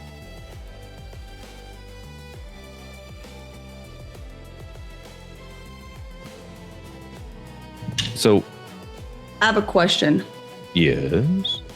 Since I rolled a critical, that means I get to choose 2 from attack of opportunity. Does that mean that the hit does not count as a critical hit, so it just does regular damage? I would assume that your hit does critical damage. Okay. That's 23. Okay. Nice. Just 23. That's so good. Okay, hold up. So, all right, that's his, and I didn't take off Hal's yet. That is severe damage for this young person. So, describe to me. Oh, I'm sorry. You have one more thing you want to do from your list. You can choose 2. You said, right? Yeah, I want to, like, I'm kind of like on the ground because he slammed me on the ground. I want to stand up and do that and like hit him as I stand. And she's going to say, hey, why were my hugs not enough? to make him stay. All right. So, as you get up, how is Hal attacking this creature? I think as he runs away after Peter, Hal's going to hit him in the ankle. There's nothing like a good ankle pick. I'm going to hit him with my hammer in the ankle, maybe in his Achilles. So as buddy. So as he's walking away, and he's like, has his arms out towards Peter, and you knock him in the ankle. And he sort of like, it doesn't go to a knee, but he feels the pain, and then he hears like that sad, why weren't my hugs enough? He turns around and just sort of grins at Chloe, but he doesn't move. Okay. Peter, your role was with fear. It was with fear. It's your spotlight, yeah. All right. I will take it back. So as he looks over at Chloe, and once again, being the last to say something, he tries to reach out to her again to give her a warm hug.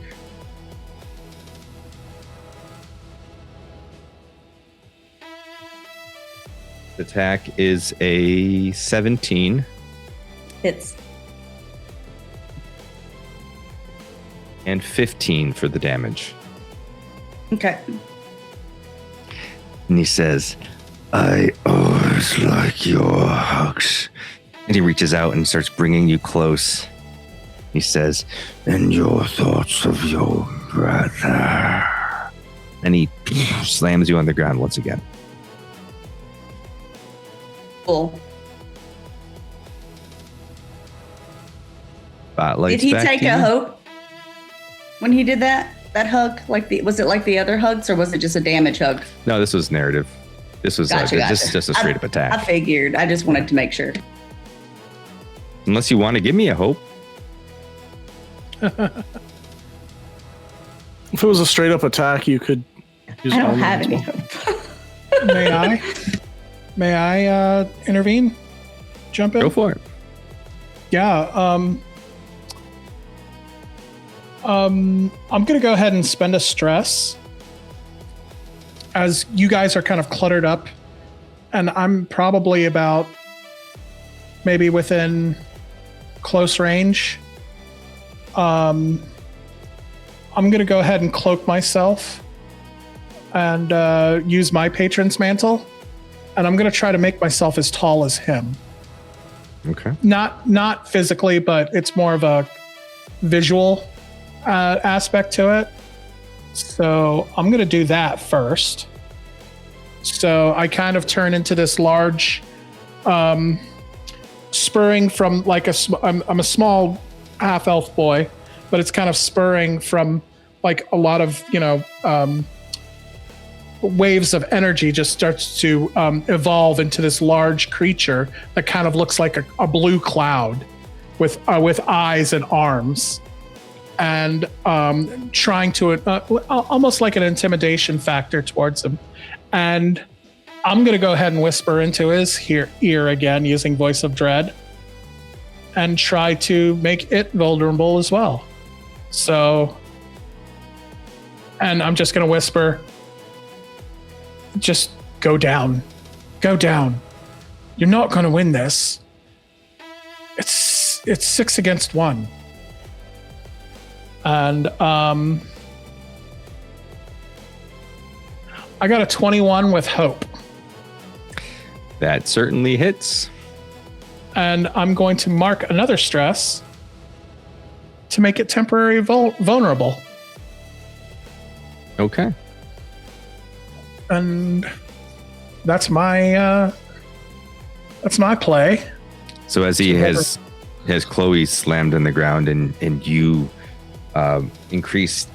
visually increase your size as your patron's form strikes him, and you say these words, and you can see that like he recognizes the power in it, and he's sort of like in this slight moment you feel him just sort of give pause to what he's actually doing, fighting these children who are clearly kicking the crap out of him. You can just see there's like the wounds are bleeding. He is not looking great. He thought this was going to be nice and simple.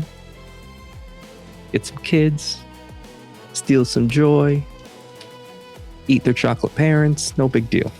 Now he's having second thoughts. What did you roll with? I rolled with hope. Hope, that's right. All right, Spotlight's back to you. Anybody else? I don't, but if anybody has 3, this might be a good time for a group roll. Tag team. I don't know if I we do. can't. I've already done one. Getting drained. I have 3.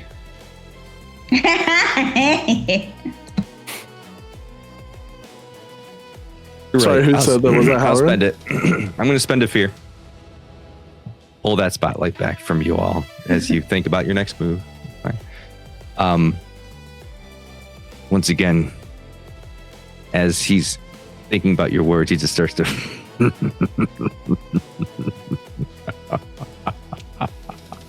and you all have to make a reaction roll. Knowledge. Also, side note, whenever you took off a fear, you accidentally added one. Oh.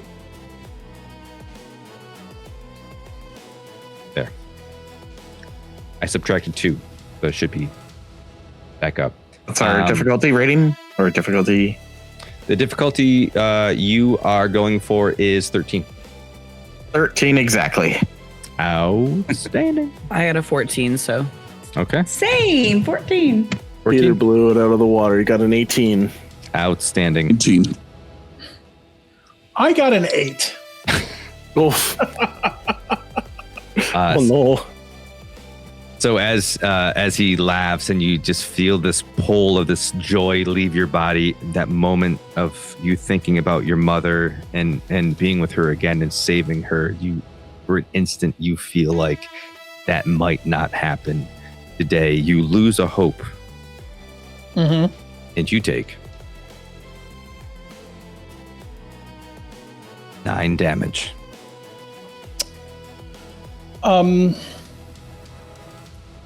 While in this form, can I mark instead of marking an armor slot, can I spend 2 favor instead? Yeah, certainly. So how much was that total? I'm sorry. One It more was time. 9 total. 9. So yeah, that brings it back from a major to a minor. But I am going to spend the 2 hope to bring it down to a minor. Or 2 favor, rather. Okay. All right. That was his attack. Spotlight's back to you. Has anybody not gone in a while? I don't know, but he's Them vulnerable. Sage. He's vulnerable at the moment.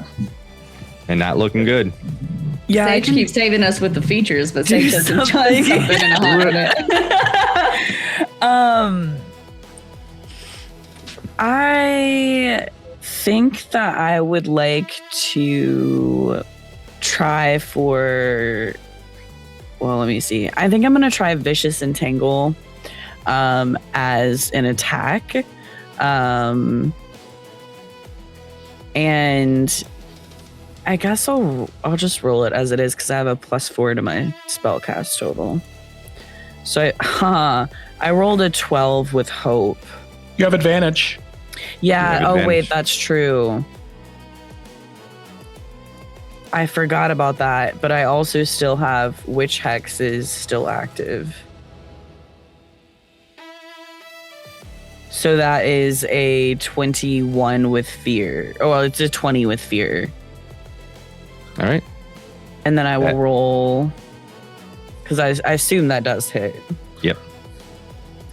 So I'm going to roll my D8 +1, which is a 7. So 7 damage.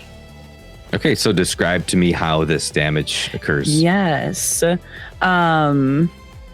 So I would like my vines, the same types of vines that previously caught my friends, to just kind of originate actually from where our parents are, just kind of like loop in and out of the ground, almost like roots before they just come up and wrap fully around his legs.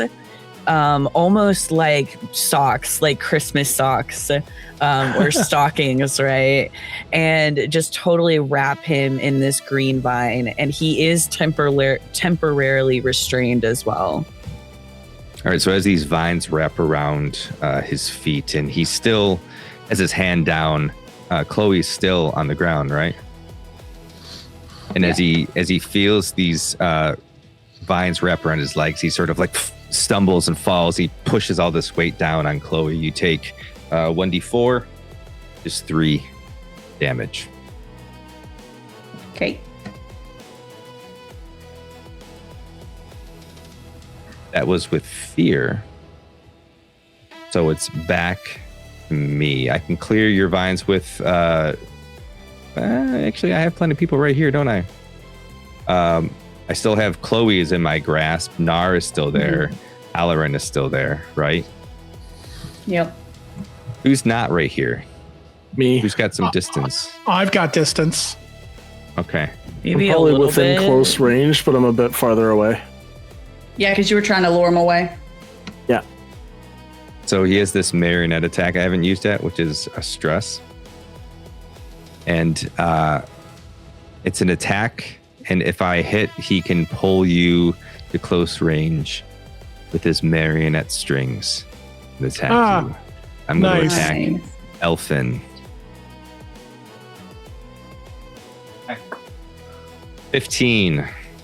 15's a hit. I mean, it hits my evasion. This is a. Let's do it.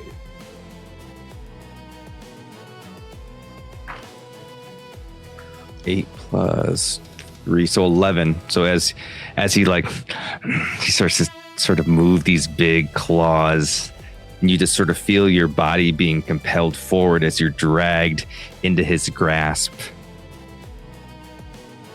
And then he throws you to the ground, and you take 11 damage. Okay, 11 is major. I'm going to go ahead and mark an armor slot Okay. to bring it down to minor.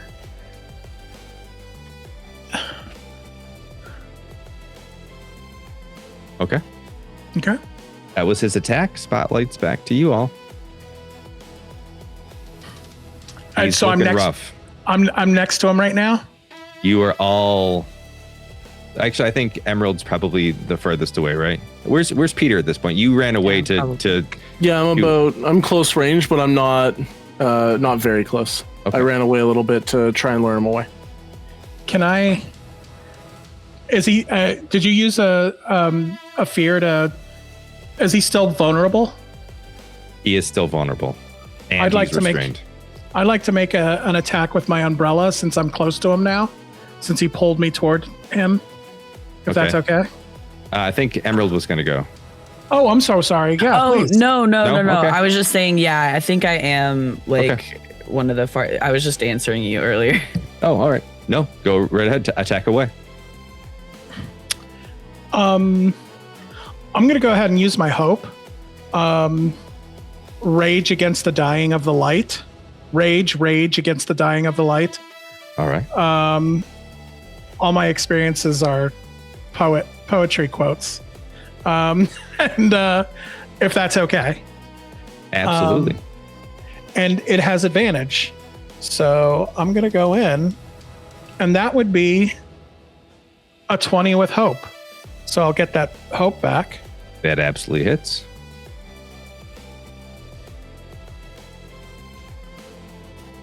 It'll be 5 physical damage. 5 is minor. Describe how this hit lands. So I'm assuming he threw me onto the ground. So I'm gonna go ahead and pull out my umbrella, and I want to pierce the inside of his leg, and just kind of like swipe up to try to draw blood as it falls onto me. But yeah, that's how I'm gonna attack him. So Try to as slice him. As he's restrained and vulnerable, and you lunge your umbrella forward and you pierce his leg and swipe up, you hear him let out this while still holding Chloe. He is like almost falling backwards. He looks horrible. That was with Hope. Spotlight's still with you. Anybody else, guys? Can I run back in and try and slash his arm to free Chloe? And then how? Absolutely. Yeah. Would this still be just a straight attack, or is there something specific you want me to do to try and break her free? No, just move forward and roll your attack. And is he still vulnerable? He is still vulnerable. Yep. I will add that advantage. You were supposed to follow me. It's a 19. It's way above a 20. Okay. 19 plus 2 plus 3 All right. It lands. with hope. All right. Roll your damage. Ooh, good damage. 9 plus 4, 13 damage. 13 damage. By 1. As I run forward, I just like stab into where his wrist is and keep dragging it along, just like the point of it. So it's like this really long, thin cut. Just ah! How would you like to do this? Hey! As I'm Nice. slashing through his arm, I pull it out, and his hand drops down, freeing Chloe from his grasp. I jump up to it's like a ceiling to a cave, right? Sure. Slam my feet into the roof of the cave, buckle my knees in, push off, sword right to the top of the head, feet on either side of him as he falls forward and lands. And I just stand up and just this big smile, and then I faint. So as he falls, as you the sword to the top of the head, and he falls, and then you pass out, and his body just slumps over, and that's it. You just hear one last little laugh. Well, it was fun, folks. Maybe I'll see you next year. The door's wide open. Confetti.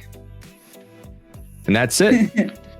You have slain this strange holiday beast. Well done, everybody. How many people did he eat? I don't know that he actually got through entire people. There's definitely People come parts back of with people. missing legs. So as you look around, you start to see the statues sort of return to their original shape. Some of those were shattered on the ground. Those don't change form. Only the ones that are fully intact return to their original shape. Anybody we know get hurt? None of the Our parents. the Dawn Choir children choir were injured. What about that No. Alex guy or whatever his name was?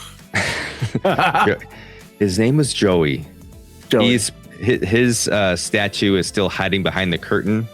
He was all punched down crying when he turned to chocolate. No one got him. None of your parents were taken. It was all town folks you don't remember. As they come alive, you start hearing, them calling to you like Peter, Alvin. as they start running up to give you these big hugs. Al? Hal, you see Hal throw something and it flies through the air. And then he goes, "Hey, Nar." And as Nar turns around, big snowball hits him in the head.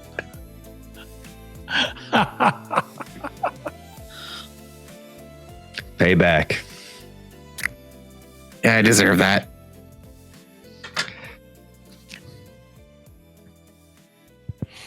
And so ends the tale of that winter's bright test, when the smallest stood tallest, and fear was laid rest. The snow settled softly on rooftop and stone, and Milgren Tarn breathed easy, no longer alone. The festival lingered in laugh and in light, not as loud as before, but warmer and bright. The songs were sung gently, the bells rang on true, each note holding thanks for what courage can do. No statues stood frozen, no shadow remained, just stories now shared where the darkness had reigned.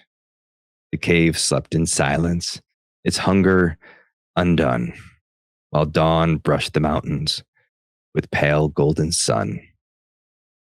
They'd not be called heroes in ballads or stone. No banners would mark what the children had done, but hands would be held a bit tighter that year, and laughter would come a touch quicker than fear. For joy is not guarded by strength or by size, but by hearts brave enough to look dark in the eyes. And when winter glows long and the night feels too deep, remember this story and hold it to keep. So sleep now, dear children. The dawn's drawing near. The light will remain until next year. Thank you, everybody, for playing. I hope you had fun. Thank you. you It was for great. everybody who's watching. We raised a ton of money. I have to even go through it. I'll post it in Discord what we got. A big congratulations to Naughty Wild Dog. I think I got that right. I'll connect with you either on Twitch or on Discord. Get you a shirt. Thank you for everyone's kindness. So it's been so amazing. You all are outstanding. Thank you to these fabulous players for spending today, and also for donating so much. You guys are awesome. Thank you so much. Thank you. Yay. Thank you, Ghost. That was a lot of fun. I had a lot of fun. Yeah. I hope you did as well. This is the last official stream of Group Action Roll for 2025. We will be back in April. April is Series 2. Those of you on Discord who are in Series 2, the sign up is still open. I know we just had a 10th sign up. Sign up is open. Go over there, Group Action Roll, click the play tab. You can sign up for it. If you're interested, we'll be in touch. Information will go out, and then we'll do another series. Be back then. All right. Thank you again, everybody. Have a great night. Have a great holiday. Love you all. Bye-bye. Bye.